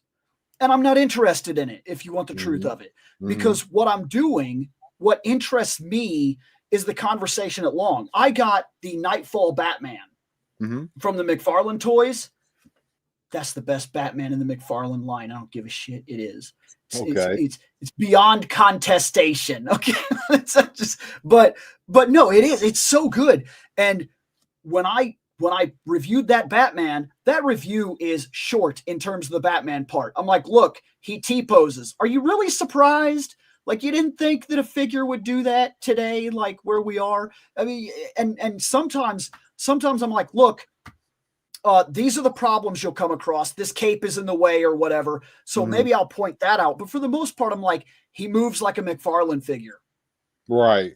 I mean, that's what he moves like. I don't have to go over that every single time. Now I'm going to talk about Batman, why I like him, when I don't like him, what the peak was, how I got into him. And that's what led me into Motu, is that, I mean, for me, like, I read the Robert E. Howard books. I started in Cole the Conqueror. I thought it was Conan. For years, I thought it was Conan. I was mistaken. It technically started in Cole, King Cole, like the Atlantis, the Atlantic. So here's what happened. My mom used to do jobs. It's the only way I could put it. Jobs. She'd do roofing, she'd do tilling, she'd do yard work, she'd paint houses, yada yada. And sometimes it wasn't always for money, it would be for, like, stuff. One time she helped a neighbor paint rooms. That was it. She went over there and she painted like 4 rooms with him, got his place all set up and everything like that. And he gave her a long box of comics. And those comics came home to me. I got Ninja Turtles, and they were original Ninja Turtles. So this had like a weird effect on me too, because when I grew up, Eastman and Laird, the black and white, Mirage. So I'd already read some of these black and white issues, and I had Tales from the Crypt in that box. Which, by the way, if I could slap the Bill that had that box of books, I'd slap him right in his dumb face. Because when you're a kid, you don't know. And like a couple of these Tales from the Crypt books, they were black and white. And you opened them up and you're going through. And I kept seeing this guy. It was almost like a noir style. It was like this dude that looks like a private eye. He's always wearing his hat, and he's got like this long trench coat in this little story. And this is the reason I remember it, because for some reason, to me, when I was a kid, that guy must have been Dick Tracy. So I got out my crayons and I colored the Tales from the Crypt books. Oh, no! All 12 of them. I colored them like coloring books because I thought that's what they were. I didn't know at the time that some comics were black and white. Oh, what do you got here? What are you showing me? Oh, fantastic. Yeah, see, that's why that happened to me, because I thought for sure that he must be Dick Tracy, right? There's got to be a reason. So I colored those comic books, and I colored the Eastman and Laird comic books. I don't remember what issues they were. So I don't know how bad of a screw up that was, but I colored them. You don't want to know. I bet I don't want to know. I bet you're right. I colored those If they're books. anything under issue 10, I don't even want to tell you. I know. And so I colored the Tales from the Crypt comics, and I colored the Eastman and Laird books because I thought that's what they were. And inside of this crate of comics, I came across a series of 4 books that had this naked guy on them. I mean, that's what he was to me. I thought at the time, I was like, he just wears underwear. I didn't get that there was like a barbarian fantasy thing going on where it was like a loincloth and you wear the boots and you carry the sword.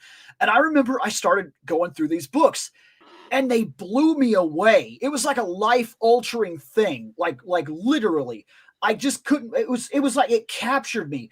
I remember there was like a big purple man and like, it was almost like he sat on like a big Mayan temple. Like he just sat on it. It was huge. And like, I remember the guy, he comes in, he's just wearing like basically like these sandal things and like a loincloth and he's basically naked and he's got the sword. And I remember the guy like grabbed him and then he stabbed his hand. And like, I saw blood and I saw basically naked people for the first time. And I saw this like hard world that everybody's like struggling to survive in. And I didn't realize till years later when I would read the Robert E. Howard books that part of the idea is that the barbarian, the reason it exists is it's a social commentary. It talks about, it puts this guy who's outside of society into society to see the barbarism that's created by the rules that we make to allow people to be barbaric. And then he can look at it from the outside and go, are we really doing this right now? Like, this is okay, but you'll condemn me for my action? Like, and as the books go on, that's a big part of what we're doing is we're playing against archetype. It's a way to look in on ourselves and say, we allow this crap. And so like, it was crazy to me. It was absolutely crazy. It blew my mind and it stuck with me to the point where years later, I started watching Hercules, the legendary journeys with my mom at the time, my stepmom. Yep. And yeah, Kevin Sorbo.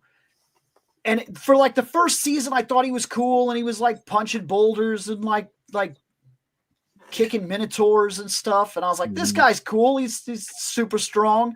But like, I already had a super strong hero in my life that wasn't about to be dethroned. They call him Superman. I don't know if you've ever heard of him, but he's like a big deal. I think I have. He wears his underwear on the outside of his pants. Has some. Yeah, I don't know what that's about. No, but yeah, he's like, people have heard of him before, I'm sure. Superman must have the underwear outside of the pants. I agree.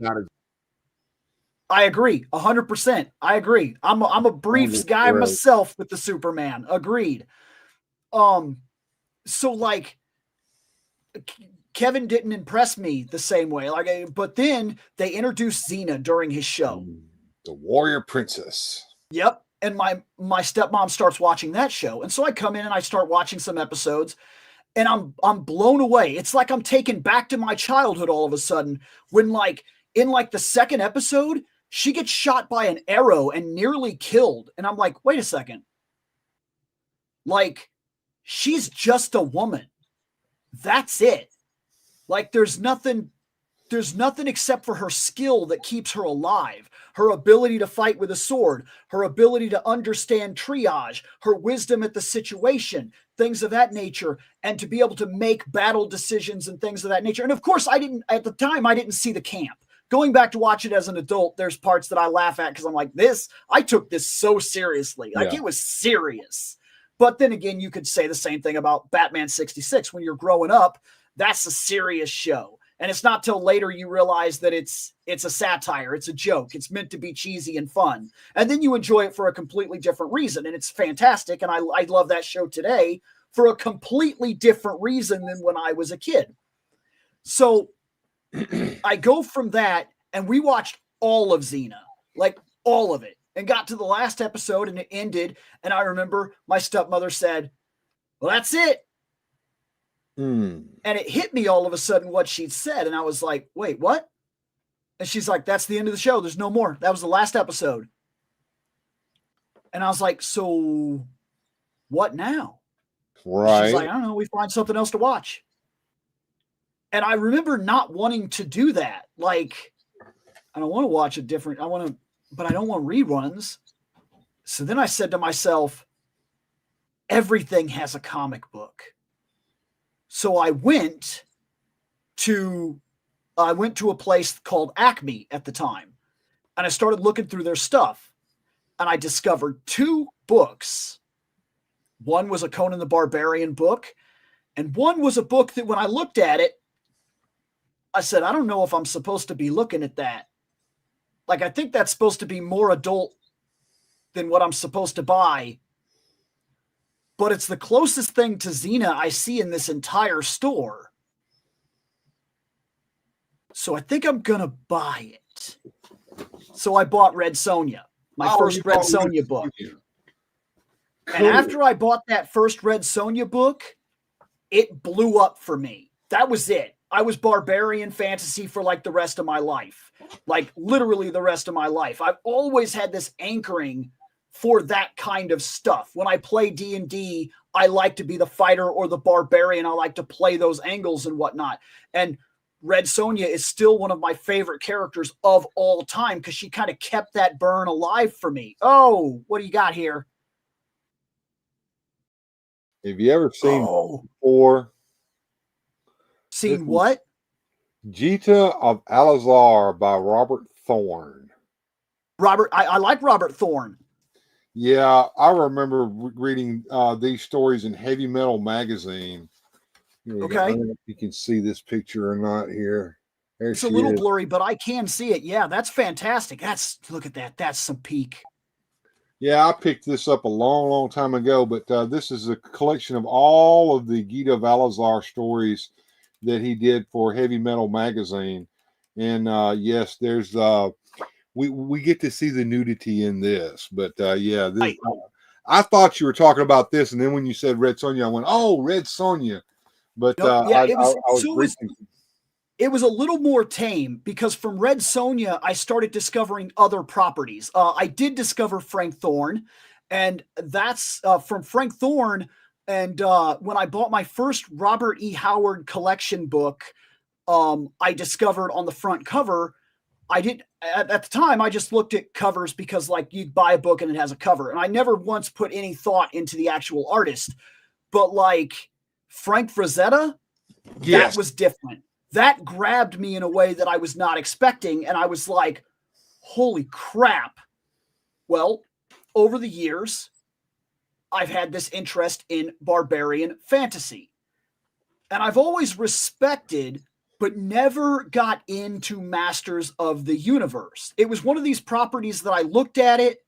And then, of course, I saw all the memes and everything. And I was like, it's probably stupid.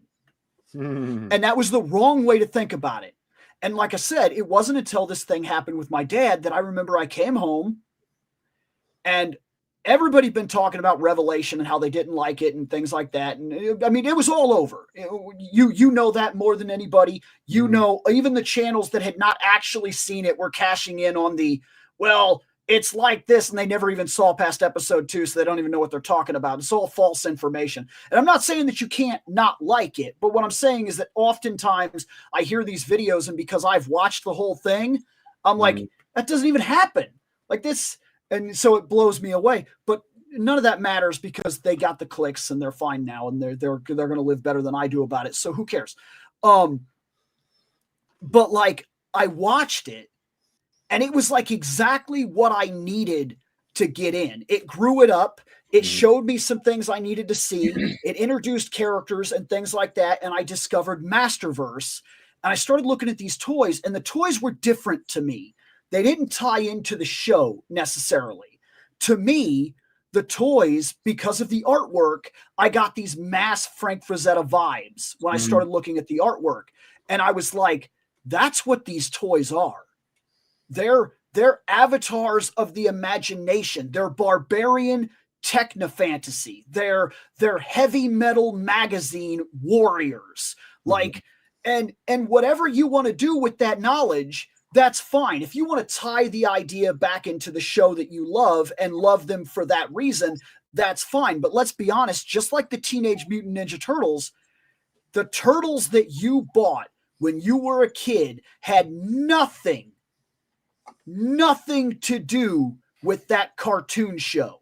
They were made to represent the comic books and artwork of the Mirage comics. That's why they had white eyes. That's why they had Blair teeth. That's why they were mean and they were buff and they were ridiculous and they had veins in their arms and they looked like warriors and they took action poses, because the Ninja Turtles that we bought were not from that cartoon show. That's why also had the added benefit of being designed by the great Mark Taylor, who came off of Masters of the Universe and kind of had a fire in his belly to show Mattel that he can do. He got tired of the silly Masters of the Universe characters and wanted it to get taken seriously. Then he goes over to Ninja Turtles, and the same thing happens to him again. They get silly and not taken seriously all over. Because the later toys, they do start to look like the cartoon show. They start to get pupils and they start to look goofy and they start following the money. That's the thing, is you got to follow the money. The corporations and the business and all the people behind it are going to be like, okay, wait a minute. You know, the fans like this, but the paying customers like that. Well, guess who wins? I bring that argument up on my show all the time. This is your hobby. It's their business. Yeah. And in the long run, you don't matter. So I tell everybody, cherry pick the things that speak to you. Always. Because that's the every single thing that we're into is going to live and die. They're all trends. It's our hobby. It's their business. You like barbarians? Buy barbarians for your shelf. That's the end of it. That's the truth of it. And that's what I did for the longest time. That's exactly what I've been doing. Is I've been buying. I have Giant Battle Tiger. Why? Because he's a giant battle tiger. Why wouldn't you? What are you talking about? I have a giant skeleton. I have skeleton men. To me, every barbarian that I buy is another piece of that imagination, of that legacy, of living that barbarian fantasy and whatnot. And of course it ties back into the show. And I went backwards from Revelation. I've read every single mini comic that has ever been published. I've read every single DC book from the first run on to the last run that just finished. I read the last comic book run right before this new one that came out, the New Eternia. I haven't read that yet. I've read four different collection books in terms of like the Dark Horse encyclopedia books and whatnot. I've watched all of the original series, and I've watched all of She-Ra, and I've watched the first season of the 2002 Motu, and I've watched all of Revelation, and I'm just taking it in. And I think coming into it the way that I did, like I've heard people they pick favorites. They do. They're like, this is what I like, and I don't like anything else. Some people don't like the 2000X because that's not He-Man to them. But I realized quick, because I took all the content in the way that I did. Nobody's wrong, because from the very beginning, these toys were designed as avatars of the imagination for multiverse experience. I mean, they were designed that way. The first 4 mini comics are already playing up the idea. They give you ideas of what this could be. They don't necessarily set everything in stone, because every book contradicts the last book. And then all of a sudden he's transforming in a cave. And then all of a sudden he's not transforming in a cave because there's a different idea. And it just runs and runs. And the toys that, sure, this guy is the He-Man from the cartoon series. That is not the Teela you grew up with in terms of the cartoon show. That's a different character. Her face isn't even the same, because just like the Ninja Turtles that were designed, these were designed on an aspect that the comic books were a mythology, the toys were a mythology, the show was a mythology, and every single one of them stands apart It's just like the way I describe it to people is, say you play Dungeons and Dragons and you play the same character in 9 campaigns. You know what's funny about that? It's never the same story and never done the same way. And that character that you've played over and over and over again will always turn out different. Maybe he dies in session 4. Maybe he makes it all the way. Maybe he never really realizes, maybe you pick the wrong moves as you go through and it just doesn't quite work for you. Maybe you pick a move that basically before you know it, you're the guy in the corner screaming Eldritch Blast with no other attacks because you found the one thing that you need. You're not willing to do anything else. They're D&D campaigns. And because of that, I've got into like Motu in a big way. And it permeates my channel. I mean, I open a lot of other stuff, but you'll notice that I like open X-Men, then I open a Motu. Then I put a Star Trek on the shelf, then I open Motu. Then I add something to the DC rack, and then I play Motu. And then, so like I'm all about it. Like I'm really in 1,000%. I mean, every single video I've posted in the last 2 years, I'm wearing a Motu shirt. I mean, almost every single one of them. Well, you know what? I was watching your live stream that you did the other day, the end of year live stream, and there was something that you touched on in that really got me going, and that was what really made me go, I need to get this guy on my show. And you were talking about the artwork and how the artwork is just as much a part of that toy line as anything else. Oh, absolutely. Let's kind of go into that a little bit, because we were really, we were really talking about that the other night when you, me, and Jones got together to plan this show. Yeah, no, absolutely. I don't know how you could believe it any other way. Like, so let's take Motu at its base right now. He-Man. You want to go buy a He-Man? Take all the artwork of your childhood out of it. None of it. None of that stuff is in there. You never see Battle Cat beyond what you get in the toy. Like Ninja Turtles. I could take this back to Ninja Turtles. Remember the packaging for Ninja Turtles? It was just like 4 turtles and there was like a brick wall and it was kind of cool. And then on the back there was a cross cell. What'd you do with that? Tossed it, probably. You tossed it. It left zero impression on you. In fact, if I asked you to tell me what it looked like from memory and then pulled the picture up and showed it to you, you'd probably get it wrong. I can't guarantee that. I don't know what kind of crazy pictographic memory you have, but like there's a big chance that what you're picturing is not what was sold. Well, Mike Fee's commenting here, the art is what caught his eye in the store. And, right. And I even want to expand on that a little bit. The art is definitely a big part of the appeal, the eye appeal of the toy on the peg. But I would even say one further, when you look at that package and you flip it around the back side and you see the battle scene and whatnot, like you really understand what this character's world looks like, how the play pattern, like you don't need to know anything about Masters of the Universe. You just look at that packaging art and you know exactly how to play with this thing. Yeah. Yeah. And you know what? And it changes from every, okay. So like look at the Tila that you get. Okay. And it's got the snake armor and she's got the stick, right? And she's like hitting a guy and it looks kind of cool. And you're like, that's cool. Right. But then take the exact same character and buy her with Zoar. And you have zero information besides what you're given on the back of the box. That's not the sorceress to you now. That is a giant bird eagle creature thing that she has that's almost the equivalent of a mount or a familiar. And you know who she's fighting on the back of that art? She's fighting Skeletor directly. Yeah. Tila was always a badass. I mean, Tila was always, even way back in the Filmation cartoon, she's captain of the guard, probably the youngest, to do so.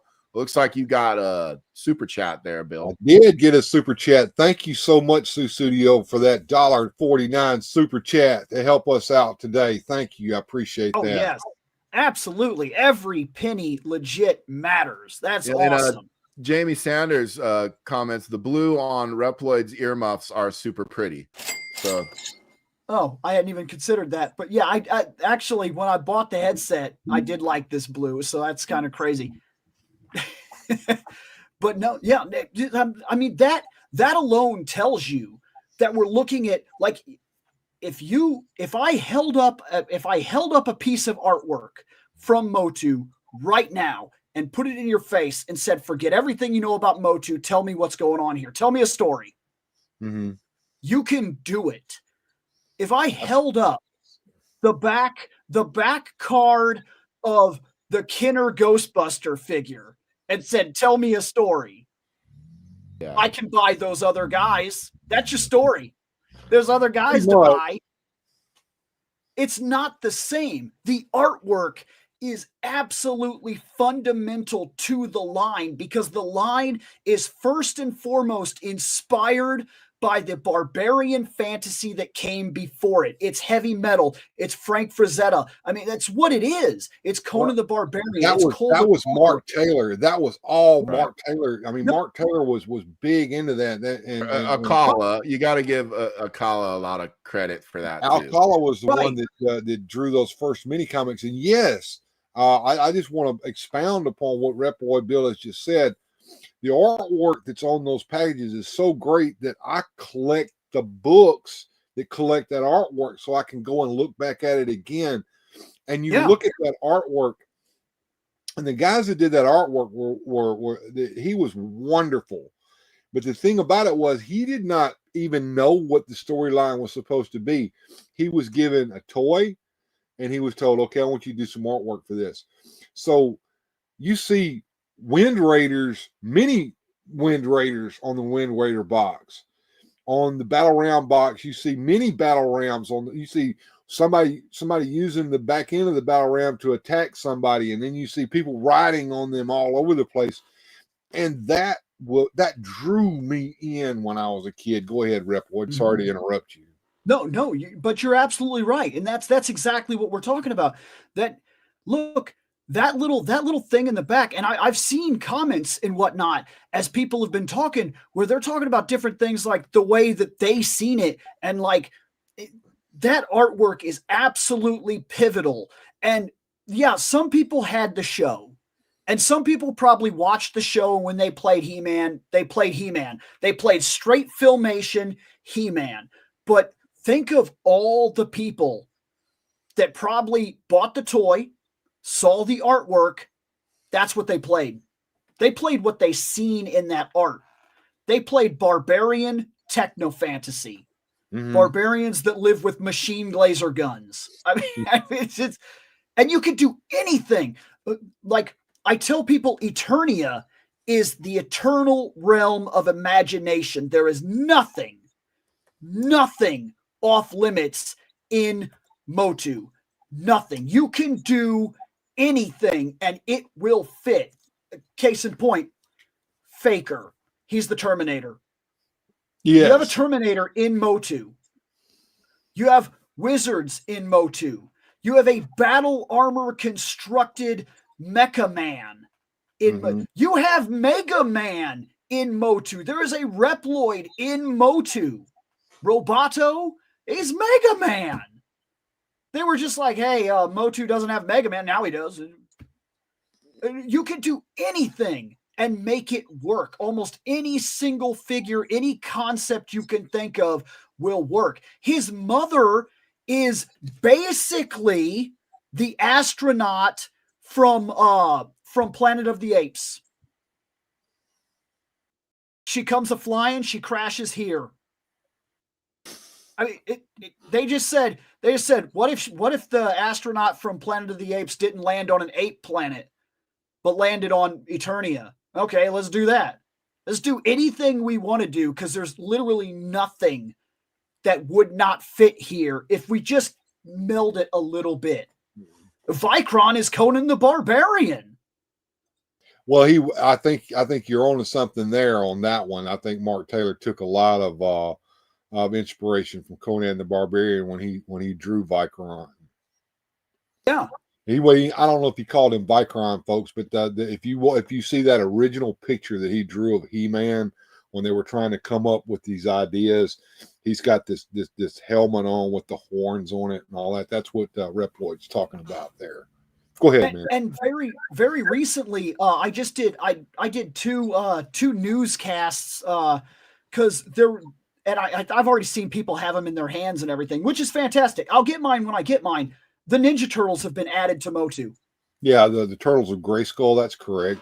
What are your thoughts about that? Tell us your thoughts about that. Do you like that mashup? Oh, I love it.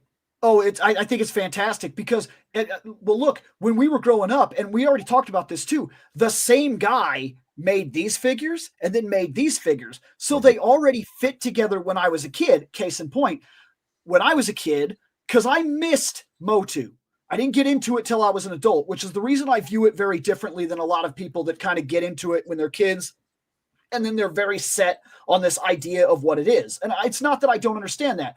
I'm like that with certain properties. There's a way I like it, and that's the way it needs to be. And when it leaves that, I kind of go, that's okay. That's not for me anymore. So it's not that I don't understand where that mentality comes from, but like getting into it at a different age, I can look at it in a very different way. And when I was growing up, Motu was not a thing. I was born in 84. By the time I was old enough to give a crap about anything, it was G.I. Joe was on TV, Ghostbusters were on TV, Ninja Turtles were on TV. Those were the big guys. And so I had Ninja Turtles. But my buddy that lived right down the street from me, he had Motu. I don't know why, because he was the same age as me. Maybe it came from his dad. I don't know. But he had Grayskull, and he had He-Man, and he had Skeletor, and he had Trapjaw, and he had like a Beast Man. He had some random people. And I would take my Ninja Turtles down to his house. And because there was they were the same scale, and they were in the same crotch, and they could play with them. They were perfect. It was like they were meant to be together. And there were already mutants in Motu anyway. So like, no loss, no gain. Or when I'm like, hey, Rocksteady, because it makes sense. He's going to try to ram the door in with his face. I mean, and so we played, and there was absolutely nothing holding us back in that aspect. And so if you told me that the Ninja Turtles were just deposited on Eternia for whatever story they'd come up with, yeah. Like, that's the easiest crossover ever. Like, they can exist there. They don't even have to hide in the shadows. I mean, sure, they're mutants, but so is, 40-50% of the population anyway? They fit in quite well with the likes of Clawful and Whiplash. Right. And not every monster has to be a monster either, because we see plenty of mutant-esque characters in like Filmation that are they're just like dudes. They're just like working and doing things and whatnot. And like, so you don't even have to be a bad guy. It's just it's so perfect. And when they said, hey, Bill, remember how you grew up with Ninja Turtles? You remember how you really love Ninja Turtles? And I said, I do. I remember that. And they said, remember how you kind of like really like Motu right now? And I was like, yeah, okay. I do. I really do. And they were like, what if they were the same damn thing? And I was like, no, God, shit. And I was on board 1,000%. It was hook, line, and sinker at that point. Like they put the hook in my mouth. Exactly. I mean, it was unavoidable. I was like, crap, they got me. They just took all my money. Like, a lot of people have opinions about that. And I've seen a few here in the chat as well. If you don't like it, just don't buy it. And that's fine. But one of the reasons I got Reploid on the show was because of his unique perspective on these toy lines. Because, like he said, he got into Motu as a grown-up, okay? And it was right after Revelation came on television on Netflix that it really drew him in. So he's looking at all of this from a whole different point of view than like old curmudgeons like, say, me, for instance. So, Susudio has been a member for 6 months. Thank you so much, Susudio. She was my first member of this channel, folks. And I will always cherish that. And she knows that she has a number one spot forever and ever, as long as she stays a member here. And we love you for it, Susudio. She's sick and she needs our prayers. And you got good thoughts and prayers coming from me and everyone else here in the chat that have talked back and told you that we want you to get well. So there she is right there, Susudio, a member for 6 months. Thank you so much. And I hope you get feeling better. Now, back to what I was saying. Reploid Bill and I and Joneser had a long discussion the other night, and I'm trying to get some replication of that here because that's one of the reasons I wanted him on the show. I know that we all are stuck sometimes in our own perspective and our own point of view on these toy lines and how they should be played with, quote unquote. But I wanted to hear what he had to say about it because some of what he had to say is thought-provoking. I'm sure Joneser will agree with me on that. And also it makes me think differently of some things that I've thought about in years past. Go ahead, Reploid. I'm sorry to interrupt you, but I just wanted to bring that out. No, that's absolutely. Okay, so like I'm seeing a lot of things in terms of Motu also where they're finally combining certain aspects. Like you got to think, and I don't know how much you know about it, but like Sunman, okay, the creation of Sunman and why it exists in the first place, and like what it means historically for toys and for a certain group of people in general, and then to see that, I mean, because there's no denying Sunman exists because of Motu. Then years later, to see Motu simply embrace Sunman, bring him into the fold, and add him to these warriors. What? Like, I mean, that's so fantastic to see him as a fully realized Masters character in both styles. They did him in both Origins, so he looks like he was part of the original line, modernized with some good articulation. Yeah. And then they did him again for Masterverse, and they gave him the fire angel wings. Oh, they took my money on that. I bought him. Of course I bought him. I bought him and Pinhead together. And I got to chime in here and a little bit of the opposite take for you or from you, but it's okay. Sunman didn't do anything for me, but it wasn't marketed for me. I love the story. I appreciate what the history of it and where it came from. But to me, it wasn't Motu. That was knockoff Motu. That was much like the Galaxy Warriors or the Remco figures or the other things. To me, that exists. Don't you disparage my Remco figures there, Joker. Don't get me wrong, because there's a place for everything. And everybody likes what they like. And just because Sunman didn't do anything for me doesn't mean it isn't out there for somebody. Right. You know, to enjoy them. And I had no problem. I wasn't like those angry people who went like, it's not part of Masters of the Universe. It's like, you know what? It's there. I have no problem with them bringing Sunman in the line.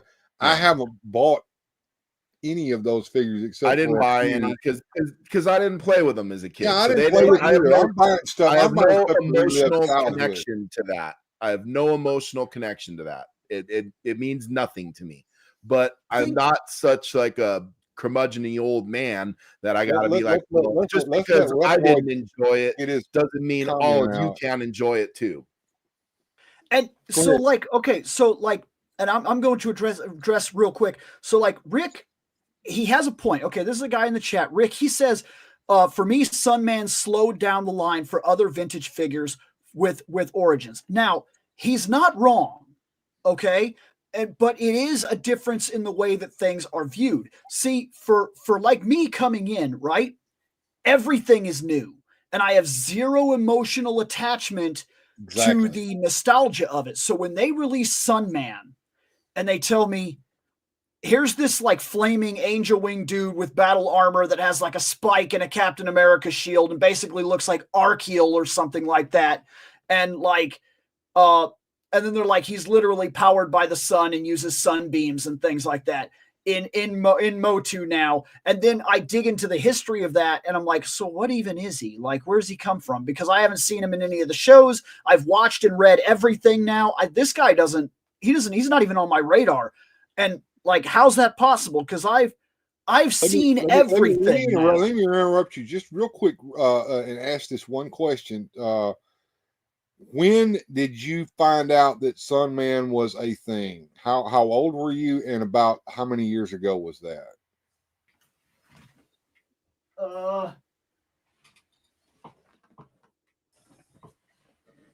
Then. Okay.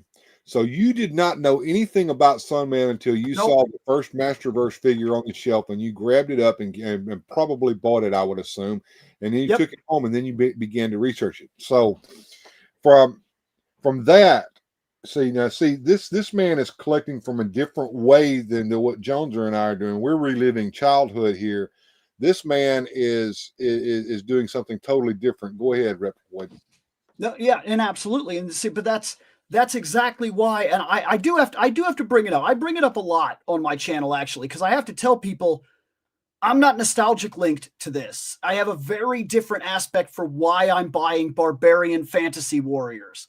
To me, tell me that's not right out of Heavy Metal. Tell me a man with blazing fire wings holding a spike with a shield that flies in the skies and shoots laser beams down on somebody and looks like you're telling me that guy literally doesn't fit right? I mean, look at that. That's straight up. And I hate to be the of it, but it's like, to me, that's dollar store He-Man. That ain't, It's not that you're wrong. It's not that you're necessarily wrong. And when it came out, discouraging my Galaxy Warriors again, Joneser? Because that was bargain bin. That was Amvet's He-Man. Now, when I was growing up, there was a lot of this going on as well for me. When I had G.I. Joes, I liked G.I. Joes. I didn't watch G.I. Joe. So I was buying G.I. Joes in the same way that I buy these things today. Okay, of course, I have a lot of Motu knowledge at this point because I literally watched and read everything. But like, in the G.I. Joe stuff, I saw a Soldier Man on the shelf, and I picked him up and I looked at him. I was like, that's the story. I already have the story. I'm going to take him home and play with him. And that was the way I bought my G.I. Joes. Then I started getting into G.I. Joe and being like, all right, I know G.I. Joe. I know how it's supposed to look. Then you go, I want G.I. Joes for Christmas. And your grandma buys Corpse. You get where I'm coming from? Yeah. And I mean, they were G.I. Joes in the build, but they were not G.I. Joes. Like, and it's not that I didn't even necessarily play with those guys. They were like spacemen. So I was like, okay, so these are like spacesuits that my Joes, like, so when I do like a storyline and they have to go to space, they'll wear this and then they'll go to space. But like, I mean, so when I see that stuff, and so I remember living through the exact same idea, and I know beyond the shadow of a doubt. I mean, I've collected things. I mean, when I collect. There's a very certain kind of X-Men that I put on my shelf. I don't want your astonishing X-Men. I don't give a shit about it. I'm not going to buy it. I'm not going to be bothered by it. I don't want it. It's around that time that the continuity got so unbelievably convoluted that I really had to walk away for a while. And I've taken breaks from X-Men. I come in, I read for 5 years. I go, come on, what the fuck are we doing? And I leave for like 5 years, and I come back and I do it again. Kudos to you if you can even read that modern dribble. I can't read anything past 1998. It's hard to keep up. It's very hard to keep up sometimes. And so it messes with me, but there are things I like. I have the First Class on the shelf up there. The original First Class X-Men in the blue and yellow. I bought them. They made sense to me. I buy a lot of the 90s X-Men. Those are where like that's what I buy. I buy Chris Claremont era things that I like, and the 90s series that I was watching at the time, probably like you said, probably up to about 98 and back. That's a comfortable area of X-Men for me.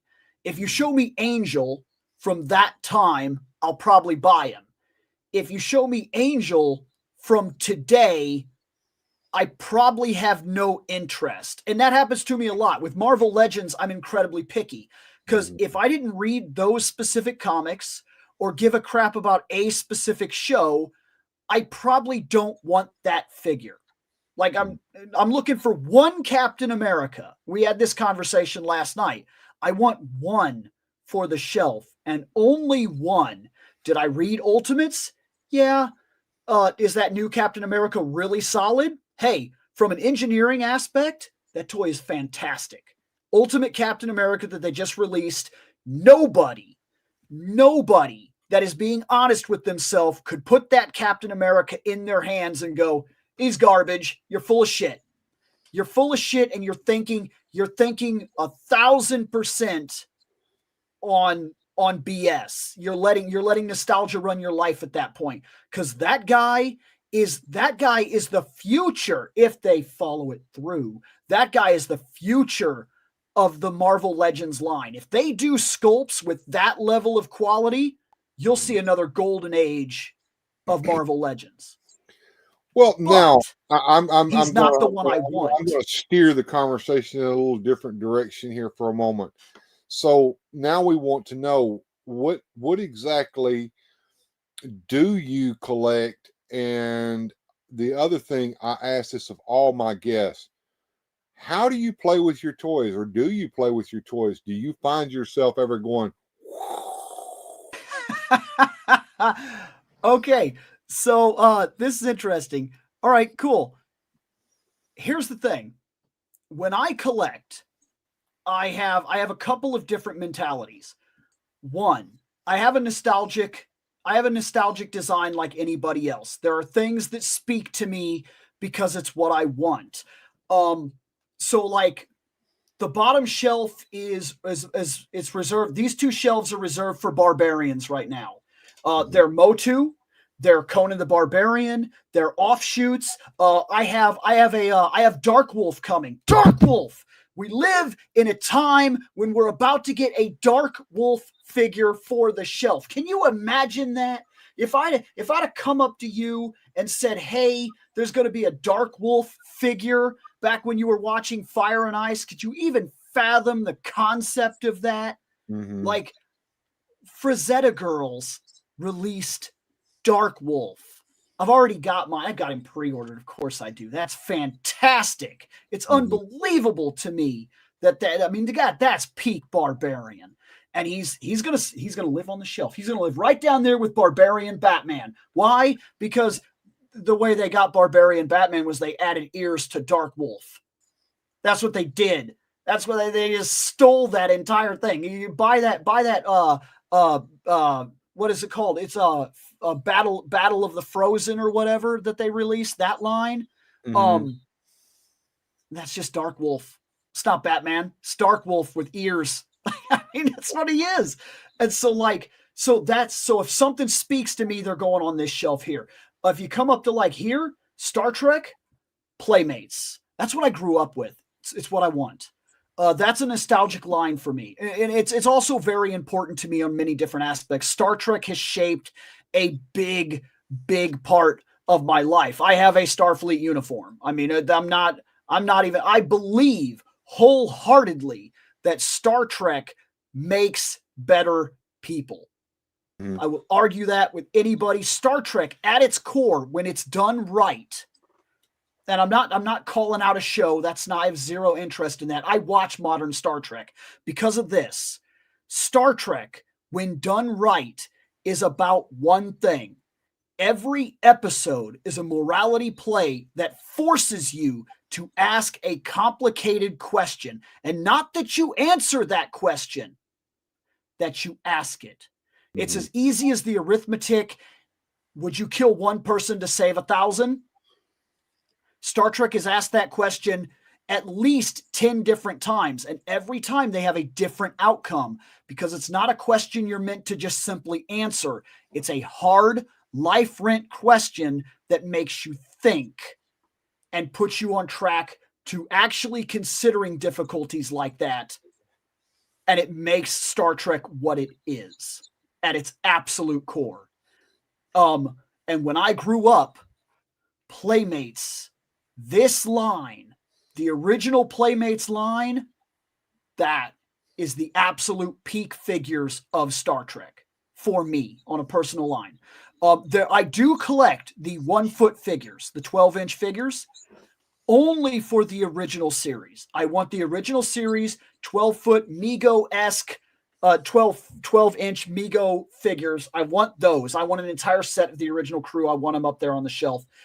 I collect primarily Next Generation and original series, but if I come across something that speaks to me from one of the other series and it was designed in this line, I don't like the new Playmates. I saw that they released new Playmate Star Trek figures. I don't like those figures. Well, don't worry. That line's already been canceled. Is it? I can't say I'm shocked. I put that data in my hand and then came here and pulled that data off my shelf and was like, fuck that. And put it right. No way. No way. It doesn't even come close. As far as I'm concerned, it's garbage. I do like anime, but I'm incredibly selective because I don't like most modern anime. And not like an elitist idea. I don't have time for it. I come from a time that was very different in anime. And I'm sure that if you ever got into anime, you're the same way. In the 80s and the 90s and the early 2000s, anime was something that you could finish. You picked it up. It was 25 episodes, 13 episodes, 50 episodes. The storyline is done. We move on with our lives. I've now watched the entire series. I could sit down with you and I can discuss Cowboy Bebop. I can discuss Gundam. And yes, Gundam is vast if you're talking about the Universal Century, but you don't have to watch all of it. You can watch just Zeta. You can watch just Mobile Suit Gundam, and you will be fine. And you will get a storyline that has a start, a middle, an end. We're done, complete. There we go. Iria, the Zetum animation. 4 movies, 4 little mini films. You watch them, you're done. You're done. We could talk about them now. Akira, watch it. You're done. 1 movie. Moving on. That's how I live with anime. The only run-on anime that I've ever been able to watch in my entire life, and it was only because it hit me at the right time, was Dragon Ball Z. Okay. Otherwise, Naruto's got like 900 friggin' episodes if you really get, because you gotta watch like Naruto, you gotta watch like Shippuden, you gotta watch like Boruto. I don't have time for that. Like, I can't do that. I don't, and if you can, I'm fine. Because you don't have to be like me. That's something I explain in my episodes all the time. My collection is not going to be your collection, period. And my views are not going to be your views. That's not what you came here for. Now, if I happen to spurn a conversation, that's fantastic. But like, there's no way I can watch One Piece, 900 plus friggin' episodes, Fairy Tail, like 300 something episodes. Like, I can't do it. So I won't do it. So when I collect anime, it's very selective. It's got to be like from a movie that I really, really, really liked, or it's got to be Dragon Ball Z. And even then it has to be pretty high quality. It has to speak to me. I collect Marvel, but I cherry pick it. And I stick mostly to Marvel Legends because it's not that I'm against things like the Mayfax characters and things like that, but like, if I'm going to get the most bang for my buck, it's probably Marvel Legends, because it's about $25 a figure, which is already expensive if you want to get technical. Because every $20 you spend here, you can't spend there. Right. And if I spend $20 on a Motu, I'm not getting a Marvel Legends. But if I spend it on Marvel Legends, I'm not getting a Motu. And so I'm careful about what I choose, and I cherry pick that line hard. I want one set of Fantastic Four. And I'm going to call out Joneser because he's an enabler. Yes, he is. He forced me to buy the Fantastic Four last night. The same way. He did me the same way, damn it. Damn you, Joneser. Plastic Well, dealer. I'll even tell the audience, if anybody's interested, that they're on deep discount at Big Bad Toy Store. It's almost a crime not to get it at that price. You Oh, get it's $150 set of figures for $60. I want to say it's almost a 60% discount. Yeah, it's like I think it's like 57 or 58% off. I mean, like he said, it's like a crime. If you have any interest whatsoever, now I'm an enabler. If you have any interest whatsoever in putting a Fantastic Four, an original Fantastic Four, that has to be said, because the other one they have is Future Foundation. It's the black costumes. If you want the blue suits on your shelf, now's your chance. And then all you got to worry about is you're gonna pay big money. I will be 100% honest with you. You'll pay big money to get a decent Doctor Doom right now is like $70. Yeah, you'll get the other 6 figures for the same price you'll get the Doctor Doom. But like if you want that on your shelf, now's the time. Big Bad's got you. $4 shipping. Yeah, no, and that I couldn't resist because I seen them at Walmart when they first came out, and I wanted them, but just like you said, your point earlier, any money you spend here, you can't spend there, so you got to kind of cherry pick. So I was like, oh, I kind of want these, but I don't know if I want them enough to sacrifice something else. But then when I saw it on that deep discount, I was like, well, now I almost have to. It's almost $10 a figure. Yeah, you had me on that one. You were like, oh yeah, they're on deep discount. And I remember saying to myself, what's deep? Like 20% off. Fuck. So I go over there, I'm like, Big Bad Toy Store, Fantastic Four. And it comes up, and I scroll down the littlest bit, and I see the set, and I'm like, wait, what? $60? I clicked on it, flipped through the pictures, and was like, damn him. He got me the same way, man. Don't worry. So you bought it too last night. If you guys see anything like that, like Joneser loves a bargain. And yes. If you guys see anything like that, I would appreciate that knowledge hit back my way. You might get me back, because there's certain things, when the price comes down. That's the problem. We were talking about this the last night with the FOMO, when to strike, when to not strike, and when you risk missing out, or when you should have waited because you could have got it at 60% off. Yeah, absolutely. I mean, toys are an absolute roller coaster, because what you buy tomorrow could very much cost $4 and be absolutely worthless. Like there was one figure that I actually thought was going to blow up. I'll be honest with you. I really thought she was going to get kind of crazy. They released that Mystique from the Foxman movies. Yeah. And there's a reason I thought she was collection. The reason I thought she was going to blow up, I honestly thought this, is because, one, her design is incredibly unique. Regardless of what you think about it, you remember that design. Whether you like that, even if you didn't like that movie, that was probably one of the best literal designs ever done for Mystique, because the powers made sense. I know she's basically naked, but let's just to be honest here for a second. And I've actually done 2 videos on this on my channel too. Just talking about this. I'm going to be honest, just because she was naked, that didn't bother me at all. No, I believe that. I'm sure it doesn't, Jones. But the thing I'm saying is, like, if you want me to believe her powers work, she can't change the fabric she's wearing. So she's always been naked. It's a clever camouflage that her power works the way that it does in general. If she's wearing gloves and she takes the glove off, it's a clever trick. If she's not wearing a glove, that sold it for me. When I was watching the movie and I watched that dude in the suit and he was sitting there and all of a sudden his feet, and she started changing, and I was like, what is happening? Oh shit, that's Raven. I was like, I'm on board. Like, I saw that. And of course that was it. That was right at the right time to release a movie like that, when comic book movies were, Shaquille O'Neal was Steel. I'll tell you something, and you guys might appreciate this, especially you, Reploid, is I watched the X-Men cartoon at home growing up, and my father would actually, that was one of the few cartoons I would watch. He'd actually sit down on the couch and watch some of that with me.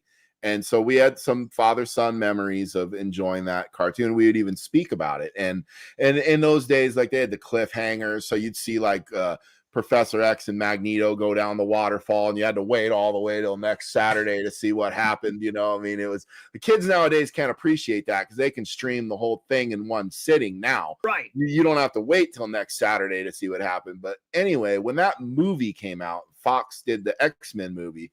My dad, he called me up. I was working. I think by then I was 19 or 20 years old. I was working in a job, and he called me up, and it wasn't a question. He said, "Hey, are you working Friday?" And I said, "No." And he said, "Well, we're going to the X-Men movie. I'm getting tickets, and we're going to go watch that together." You know, and that's a tremendous memory for me because it was something that we shared. Yeah. You know, no, absolutely, that's fantastic. And those you can't let those go. No, absolutely, you can't let something like that go because like that's huge. That makes the movie even bigger than it already was because I would argue that X-Men set the trend that made the movies that we're currently enjoying possible. Well, and they walked that line between the fantastical and the taken seriously. Like when the movie starts and you get that scene of Magneto in the concentration camp, and then they cut right to the news and the politician and the like you really believe you're in that world. And now we can have laser beam eyes and claw hands, and it all fit because if X, Y, and Z worked, then 1, 2, 3 works too.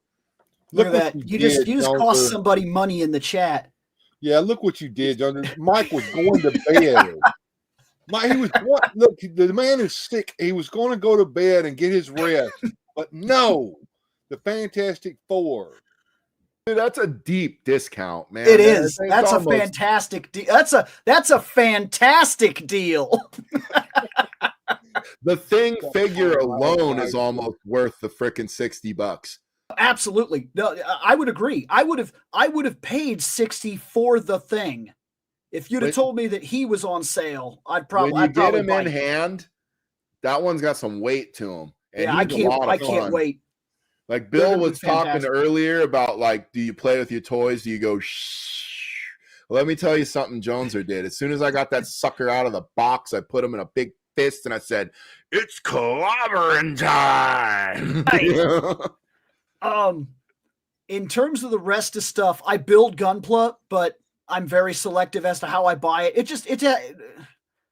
It either has to be from something I've seen, or it has to be like, oh shit, that's really cool. I want to build it. I want it. And that started. I have an entire video that talks about why I started in Gunpla. It's like a story that deals with my grandmother and whatnot.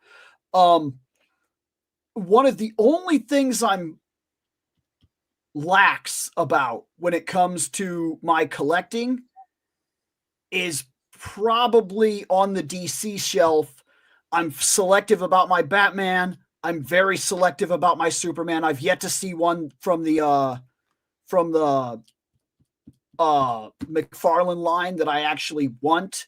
They bother me. Either they're too buff. I saw one the other day that looked really good until I looked at his face, and that goofy face turned me smooth. The smiling Superman, yeah. But it's not like a normal smile. It's like this egregiously ridiculous fat cheek.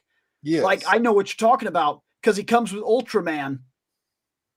Mm-hmm. Yeah, I did the same thing. I was like, oh wait, is that what I need? Is that no? Damn it. And so like I'm selective about my Superman buying. But you'll notice Wonder Woman goes from one side of the shelf all the way to the other. Because when I was growing up, I liked all the Barbarian stuff. Mm-hmm. And the closest thing to that was Wonder Woman. Because I was growing up, I bought superhero comics. She was the closest thing to it.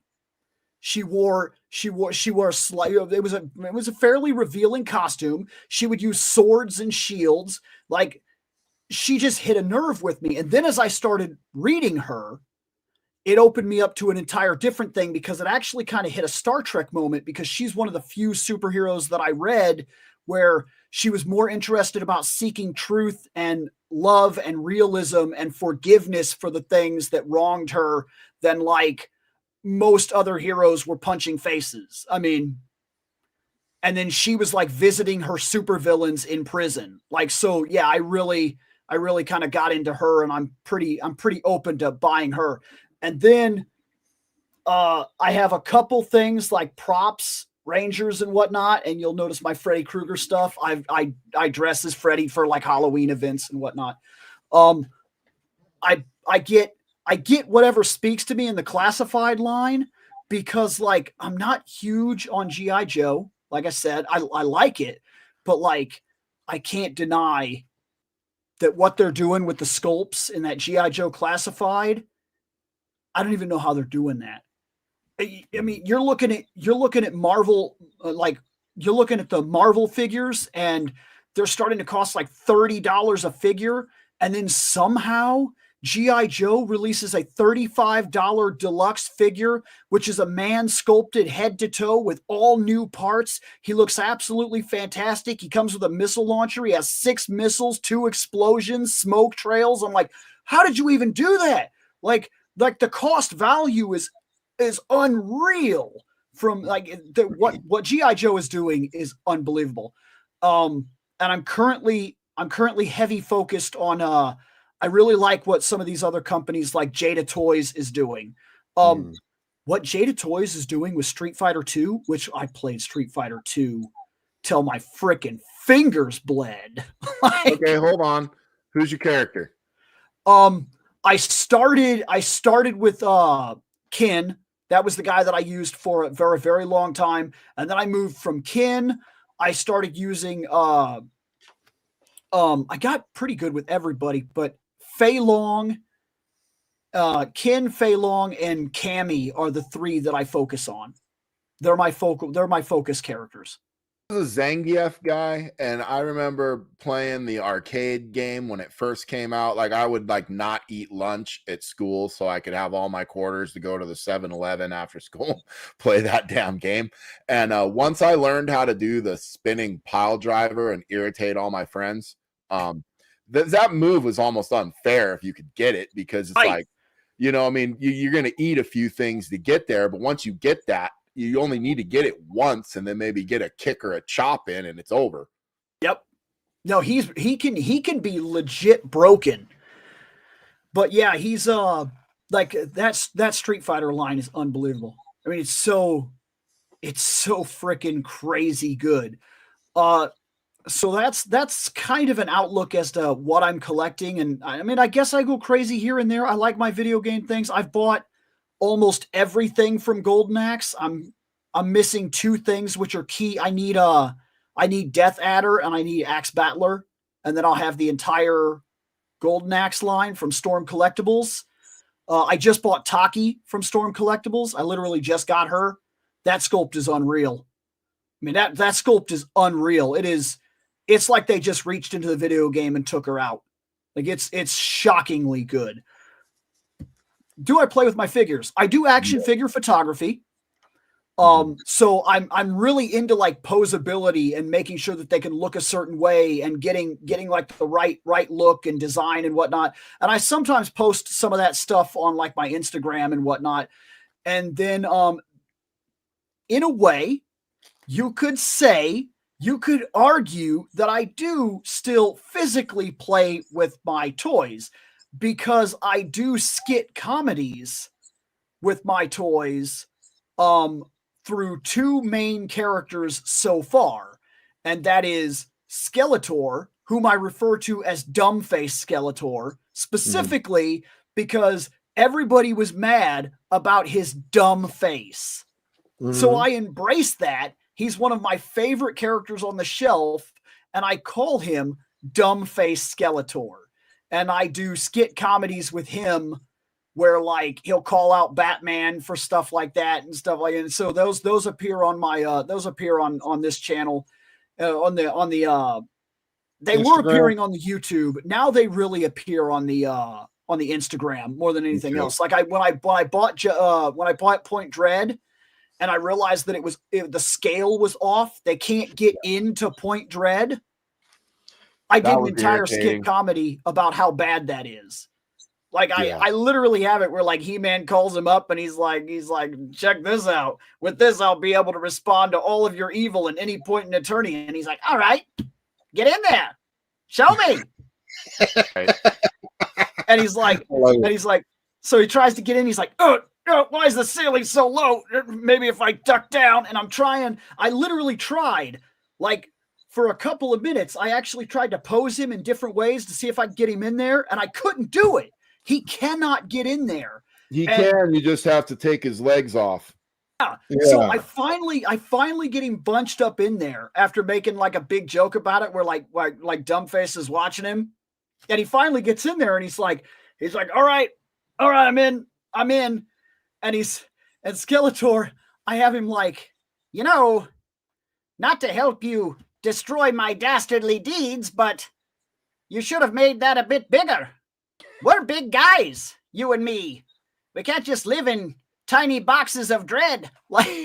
So I do those a lot. Like whenever the mood strikes me, I'll take something off the shelf and I make like a skit comedy out of it, because it's just something that I like to do. I mean, I bought all of them. I like to open them. I like the character photography, and I like to tell jokes and whatnot and stuff like that.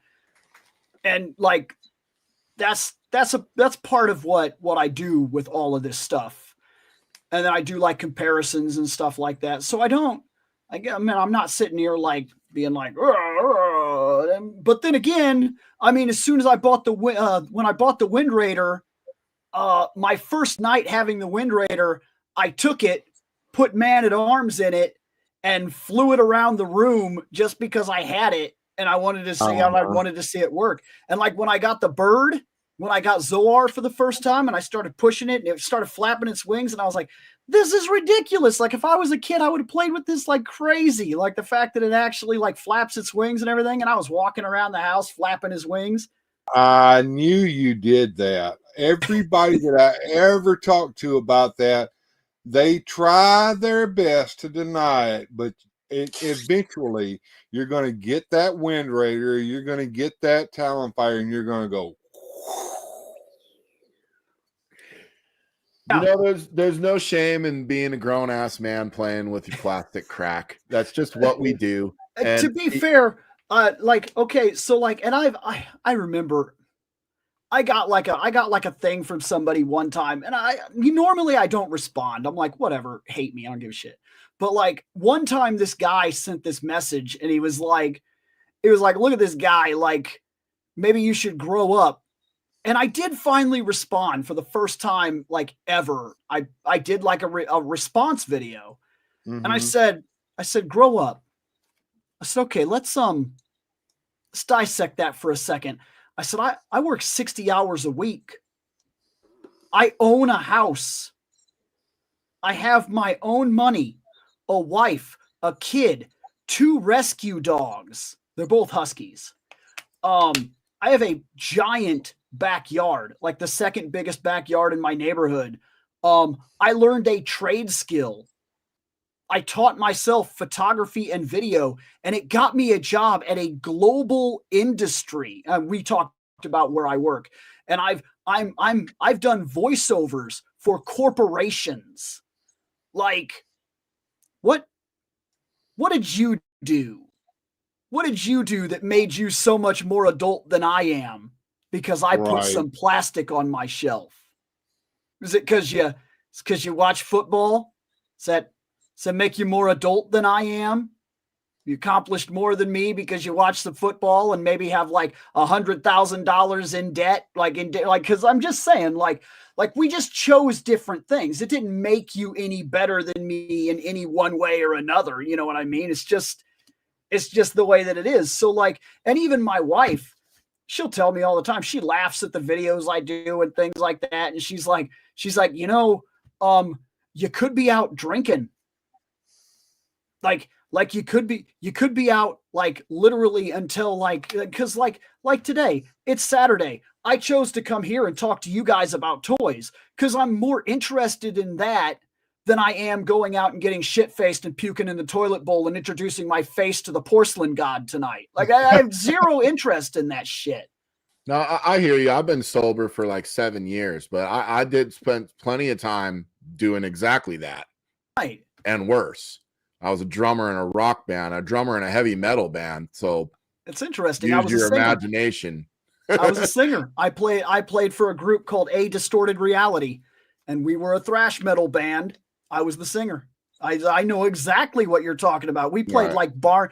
We used to go down to this area. We used to play like barn thrashers. Like they'd set up the barn and put all the instruments and everything in there. And then literally we play and everybody get absolutely shit faced and run around and like you'd mosh pit in the barn and shit like that. And then before you knew it, everybody was out in the cornfields basically drinking and who knows what else. Yeah, and that's the thing. Like when I was younger, I remember thinking like, oh man, the night doesn't even start until after midnight, and all this. And then when I got a little older, an older friend of mine wisened me up and he said, man, where are you going after this? I said, after bar party. And he said, man, just go home. And I said, no, what are you talking about, dude? Go after bar party. It's going to be awesome. And he goes, no, dude, nothing awesome ever happens there. That is where the cops come. That's where the fight happens. That's where you hook up with the wrong chick. That's where everything goes wrong. Just go home.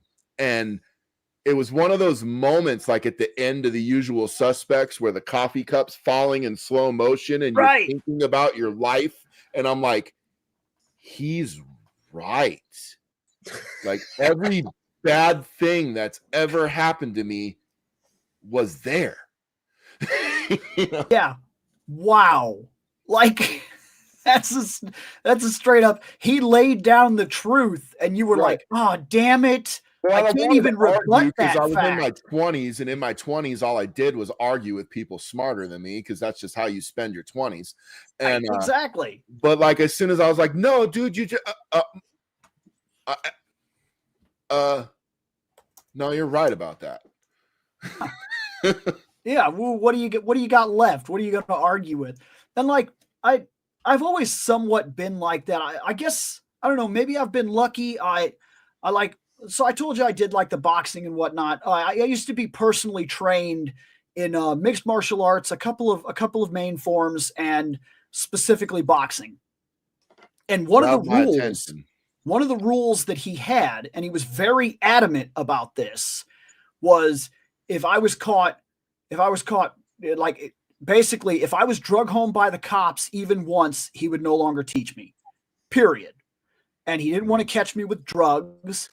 He told me drinking is fine. Don't be a fucking idiot. That's what he said. His words exactly. He said, if you drink enough to end up in the back of a cop car, I will no longer teach you because what I'm teaching you, he specifically said, can and will hurt somebody. And I'm not going to be the one responsible for teaching somebody that didn't have a straight head.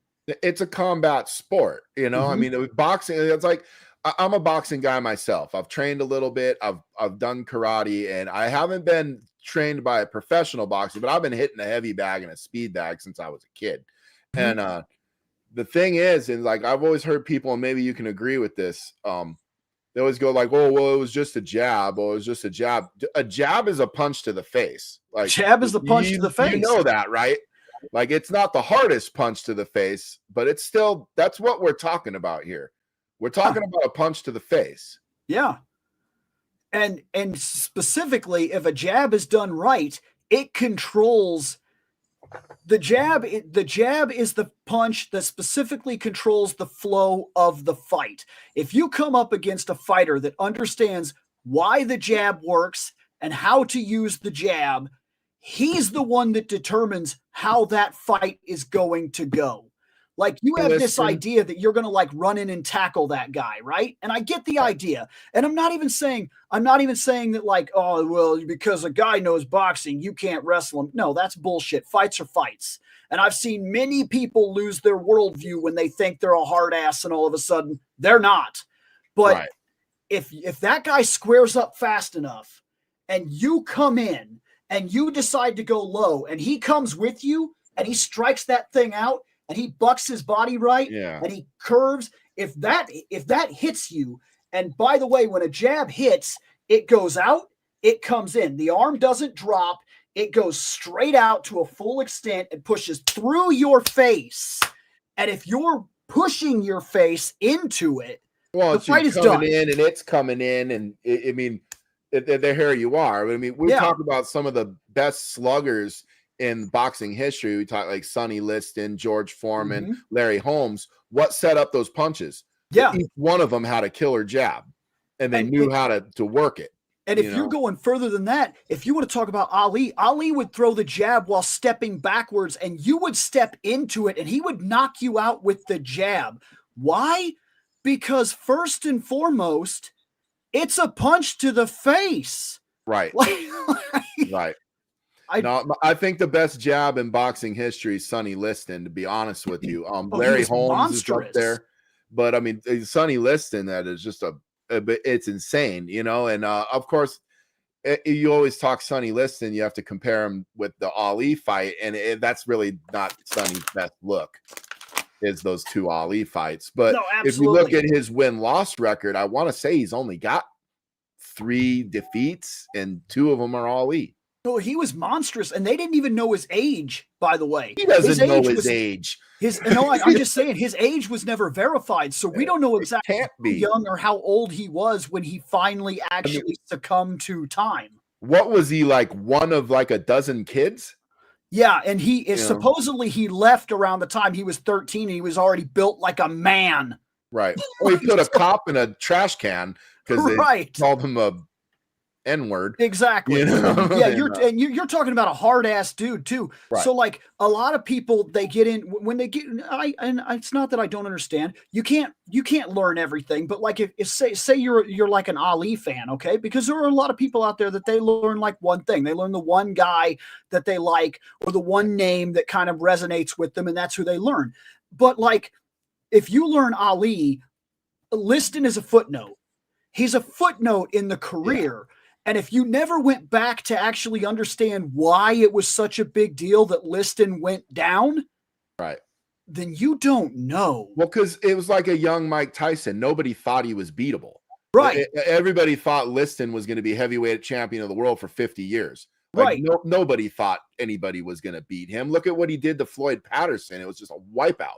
I mean, that wasn't even a fight at all. You know what I mean? He just demolished the guy.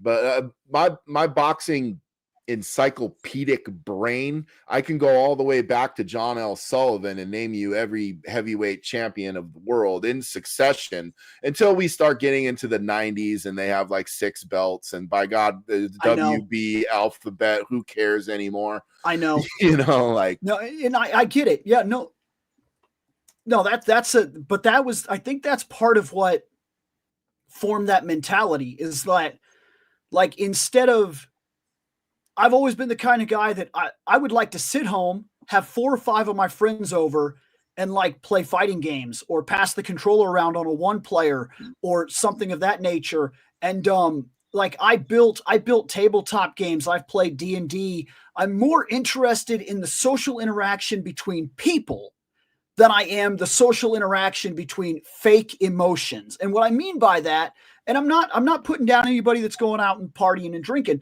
but let's be honest about it. Once you add alcohol to the equation, we are not the same people anymore.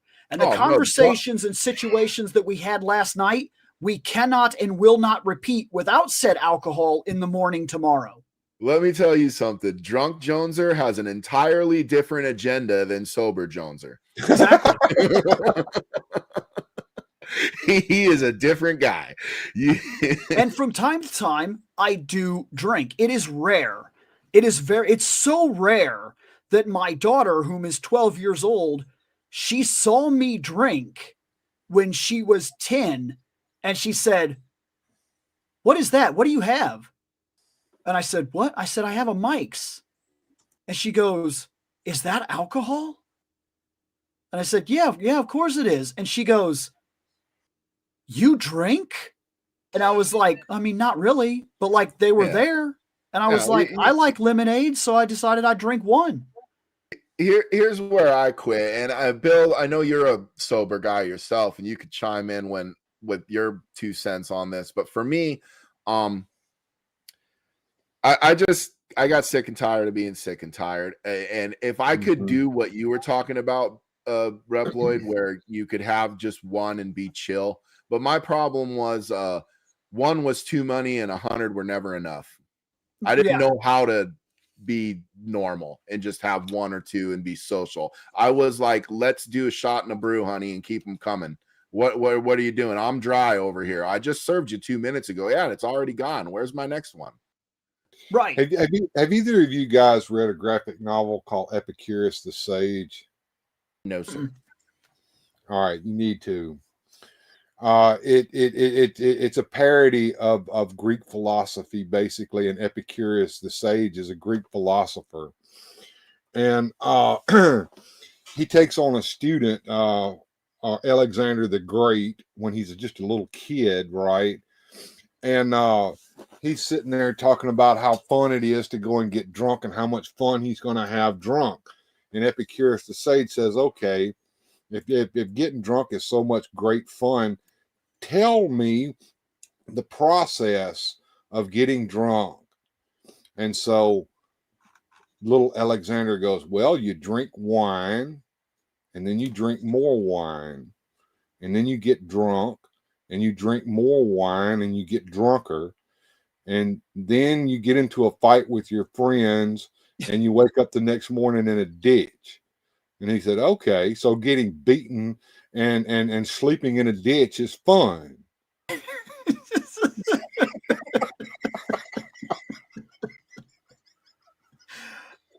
There's all kinds of different people. Right. No. So yeah. that's my whole take on it. I quit drinking about 5 years ago, and I've never looked back on it. Right. But yeah, that's so like, I guess you could say I play with the toys. And here's the thing. I stayed in toys a lot longer than like most people do. That's the only way I can explain it. So like when I was growing up, around the time I was like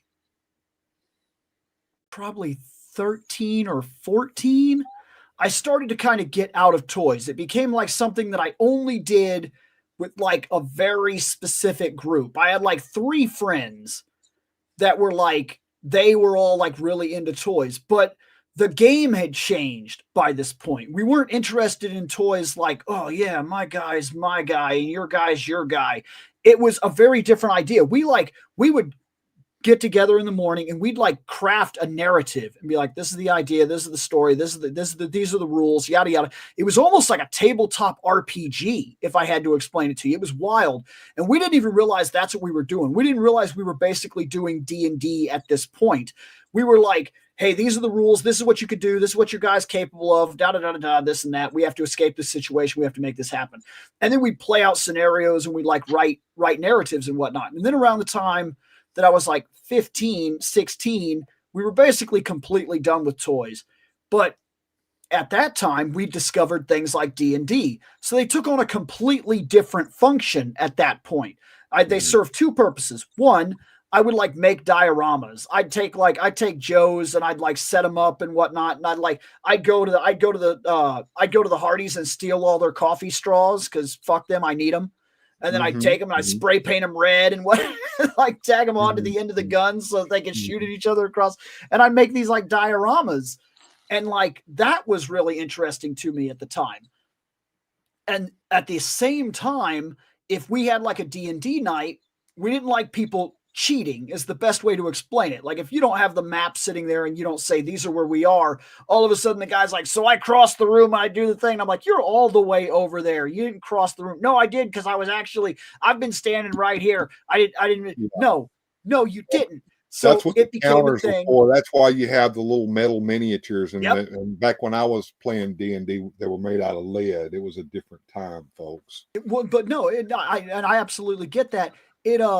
We just didn't have the miniatures. So what we would do is we took this big coffee table that we had, and whenever you'd go into a situation, we'd put a couple things on the table, like a pack of cards. That's a big rock, yada, yada, this and that. This is how the place is set up.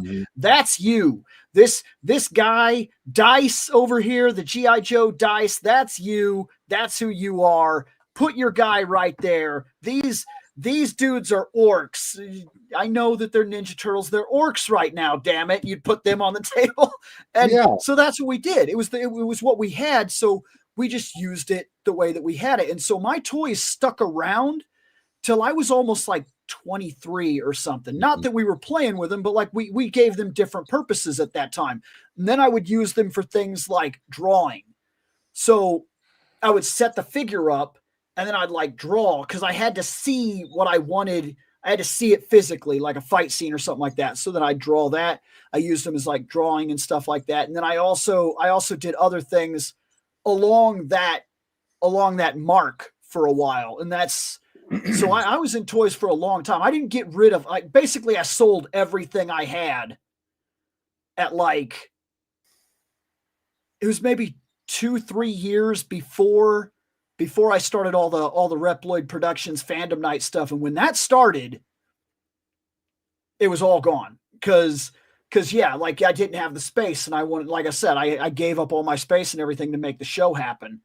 So, and I even used to use them for staging for like books. When I would write a book so that I wouldn't forget, like if I'm writing and then I'm like, shit, I have to go to bed, I would set them up and I'd be like, all right, so at this table, I have 5 characters. They're talking to each other, da, da, da, da. And that way I wouldn't lose position. I could come back the next day and I didn't have to read everything. I could look at the scene that I set up and be like, all right, I remember. So I'm at this point and da, da, and these guys are talking and this guy's over here and this is important. And so they became like tools in a way for a while. And now I'm back to collecting full arc. Yeah, it got you back in, didn't it? Jonesy, you have a question here from Sue Studio. She wants to know how much. Answer her right now. I just seen that. All right. Now, we're getting close to the end of the night, Reploid, and I didn't get a chance to show any commercials, but hey, you guys have already seen the commercials I got anyway.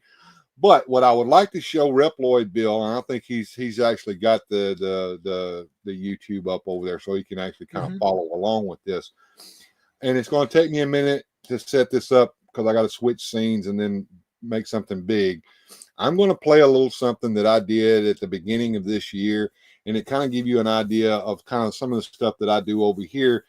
And it's a weird, fantastic toy adventure. So, and a lot of the guys have seen this that are in the chat, but maybe some of the new guys haven't.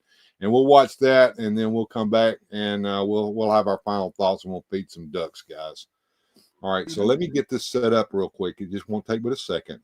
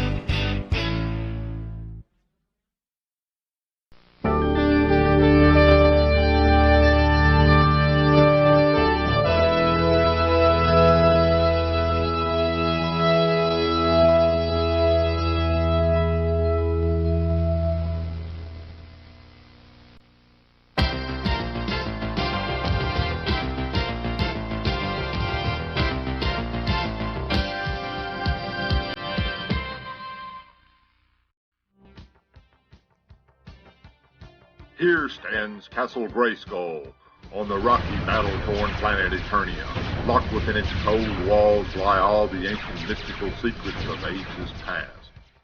I am He-Man, sworn to protect Castle Grayskull from the forces of evil by the force of my magical sword of power. I, Skeletor, shall gain control of Castle Grayskull's secrets and become king of Eternia. And now, He-Man faces his deadly enemy Skeletor in Instrument of War. Skeletor and his evil warriors have finally banded final assault on Castle Grayskull. Come, warriors, we will assault Castle Grayskull, and I shall be the king of all of Eternia. Yeah! I'm ready, Master. Let's go!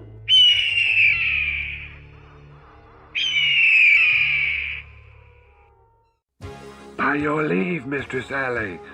Skeletor and his evil band of warriors have been spotted approaching Castle Grayskull just a few marches away.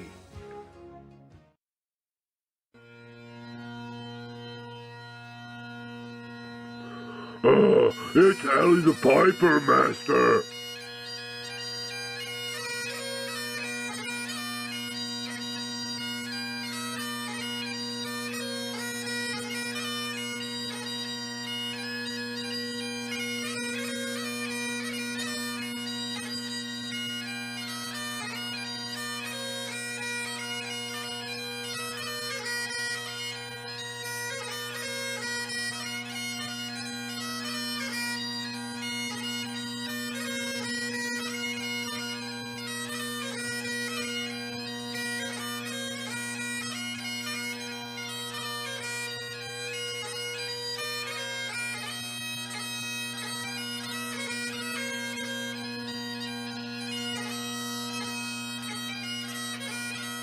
You know what?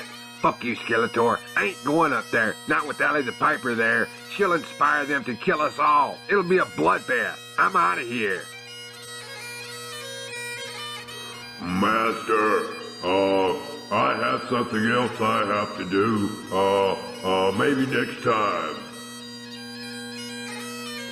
Come, Beastman. We'll show these cowards. Beastman. Ah! Curse you, Alley the Piper! It's time for a history lesson. After the Jacobite uprising, known as the Battle of Culloden in the year 1746, there were a series of bans and changes implemented by the English to the Scottish Highlanders. It became illegal to wear tartan and other forms of Highland dress, and the Great Highland Bagpipe was also classified as an instrument of war and was also banned. It is said that somebody was even executed for brandishing a Highland bagpipe after Culloden. If you are seen wearing a kilt or tartan, you could be put in prison for up to 6 months after just your first offense. The Highland pipes were classified that way until 1996. And I wouldn't pay the whole end credits because it'd get this demonetized. But anyway, I just wanted to show that. What did you think about that, Reploid? That's close to the kind of thing that I do on Instagram. I started those things on TikTok. It's very close to what I do, but I'd say it's almost to the exact, actually. But I keep mine a lot more like, I don't know how to explain it.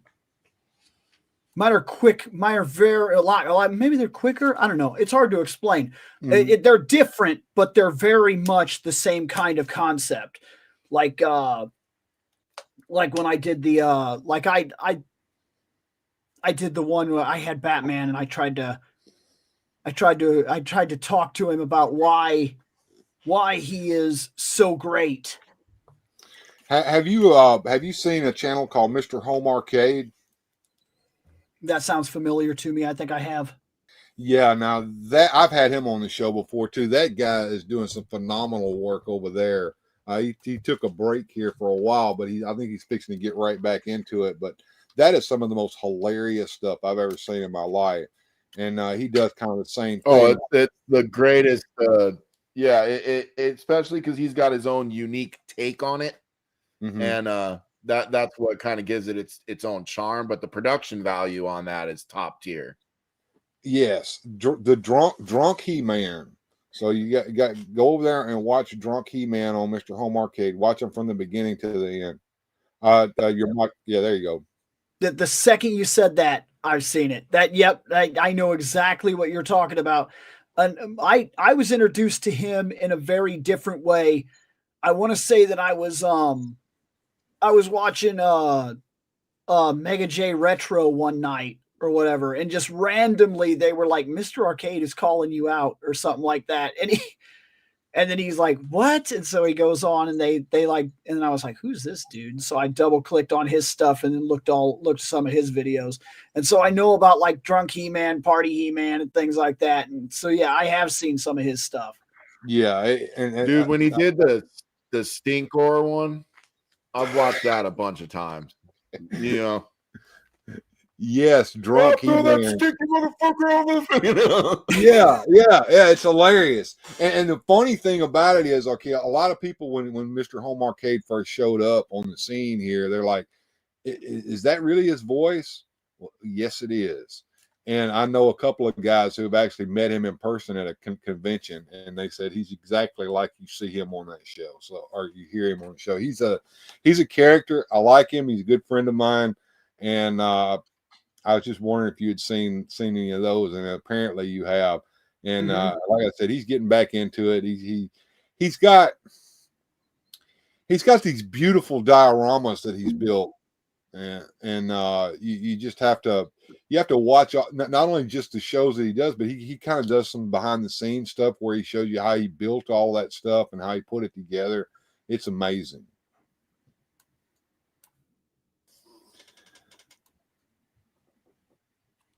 And Reploid's busy looking at something there. I done got him looking for something. I was fixing my chat because I changed it so I could watch the video that you put out, and then I had to put the chat back where it was. Dr. Hal White says, Drunk He-Man, huh? Oh, yeah, you got to watch that from the beginning. Oh, you got to check it out. It's absolutely. Each episode builds upon itself. He's going somewhere with this. I don't know where, but it's been a long, strange journey. I can tell you that now. What got me was when he was doing the ones where it was like the old Mattel toy commercial. He's still and it was like, oh, look, we got the new Stinkor, and it was like, man, that was killing me, dude. He had it was all just like when I was a kid seeing it on TV. Only it was his version, right? And but the other thing is, you watch these things and you look at like John was saying, the production values on these are way out of my league. Yet I find out from him that he does it all on his iPhone, even the editing. I don't know how he does the whole thing on a cell phone, which makes it further impressive. I will. I know who they're talking about. I've watched like 4 of the different. I know I've watched at least 4 of them because when they first entered, like I said, Mega J Retro, I'm positive it was either that or it was Just Incredible. But I feel like I was watching Mega J Retro and that it came up and he was being called out for like having something. It was a joke. He didn't actually have it. I think you're talking about the Repo figure or whatever his name. Yeah, Repo. Yeah, I remember that. Yeah. Yeah, he was like, he's got this report figure, and he was like, I don't even know what he's talking about. Like, he's like, that is not behind me. It's like, and Dr. Hal says, Reploid Bill, you need to show me this when I come over tomorrow. So okay. Mm-hmm. And iPhones have some weird editing programs available that let you do some crazy crap. So I'm going to have to check into that, but I do all my editing in probably the hard way right here on the old computer here with as much free editing software as I can get my hands on because I'm po and I spend most of my money on toys. And we're getting towards the end of the show, so I'm going to start the ducks, and I'm going to start with you, Reploid. You tell us about your channel and where to find you at on the internets. Okay, so I mean, we've talked a lot about my channel. Like I said, it's long form toy talks, talking about what influences my decision to buy things and why I'm into the things that I'm into. And then sometimes if it brings me into a conversation about something else, then that's where I go. I don't know where the conversation's taken me, and I don't. None of my stuff is scripted. It's very much off the top of my head. I just talk, like, and wherever it takes me is wherever it takes me. And then you can find me, Reploid Bill. I'm on Instagram. I am on. There's Fandom with Reploid Bill. There's a group page that's on Facebook, there is a fandom with Reploid Bill on Twitter, but like, I don't know how much longer I'm going to be there, in all honesty. I don't really, the old X thing, I don't really touch it that much. I go on there maybe once a day and I kind of scroll down and I go, huh. And then maybe if somebody I know, like my buddy Xander or something like that, is on there and maybe he's posted something, maybe I'll say something to him. But normally the same stuff that he's posted there, he posts on like Instagram anyway. So like, I just go say it to him there. I think that's where I found you. I found you on Twitter, I believe. Yeah, I mean, it's possible. Like, but I don't spend a lot of time there, in all honesty. I'm mostly on Facebook and Instagram at this point. And I mean, I do have a TikTok, but it's mainly because it's for small stuff that I don't want to post on my main channel. So if I post like all my long form stuff goes to my main YouTube, and I know that YouTube has shorts. No, I'm not doing that. And I have an entire video called "No More Shorts" that I specifically talk about why I will not do shorts on my stuff. I do have a Discord, but it's usually only like on live streams or whatever. If I'm actually talking to people, I'll sometimes post it there because I purposely have my Discord set up so that it kills my join tab every 24 hours.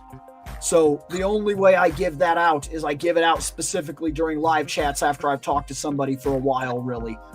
Because it's somewhat of a tight-knit group on Discord. Like, everybody in that Discord I've spoken to directly, like voice to voice. Like, those people, I usually know those people that are in there in some way.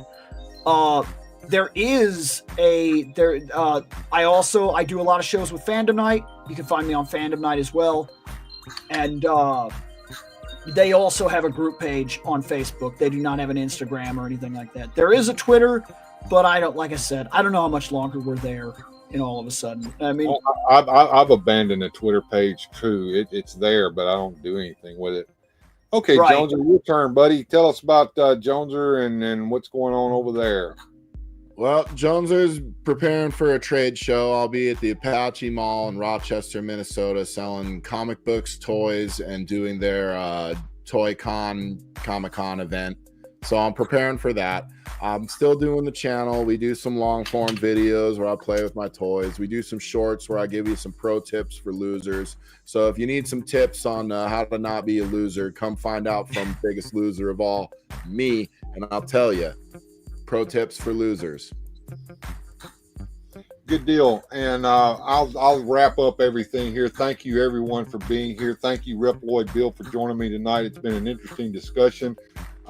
Rick said he has subscribed to you, so you're getting some subscribers. You're going to get some eyeballs on your page and maybe get your viewing hours up. And thank you so much. And for everybody in the chat, thank you for staying here with us. We kind of went over time. We actually went all the way almost to 1 o'clock, so that's a 3-hour show. You're actually looking for me on Facebook? Keep going. I saw he asked about finding me on Facebook. I'll just go find the group page. Post it real quick. Talking to Sue Studio there, but yeah, Rick, you ain't gonna find her on Sue Studio. She's under a real name there. Oh, cool. Okay. If it's not, then I'm not worried about it. I thought for some reason he couldn't find. There's this thing. I'm sure you guys in the chat might have heard of it. It's called Google. I bet you can find Reploid Bill on Google, and that's how I found some of his stuff there. And anyway, thank you all for being here. Good journey, everyone. We'll see you next time on Weird, Fantastic Toy Adventures.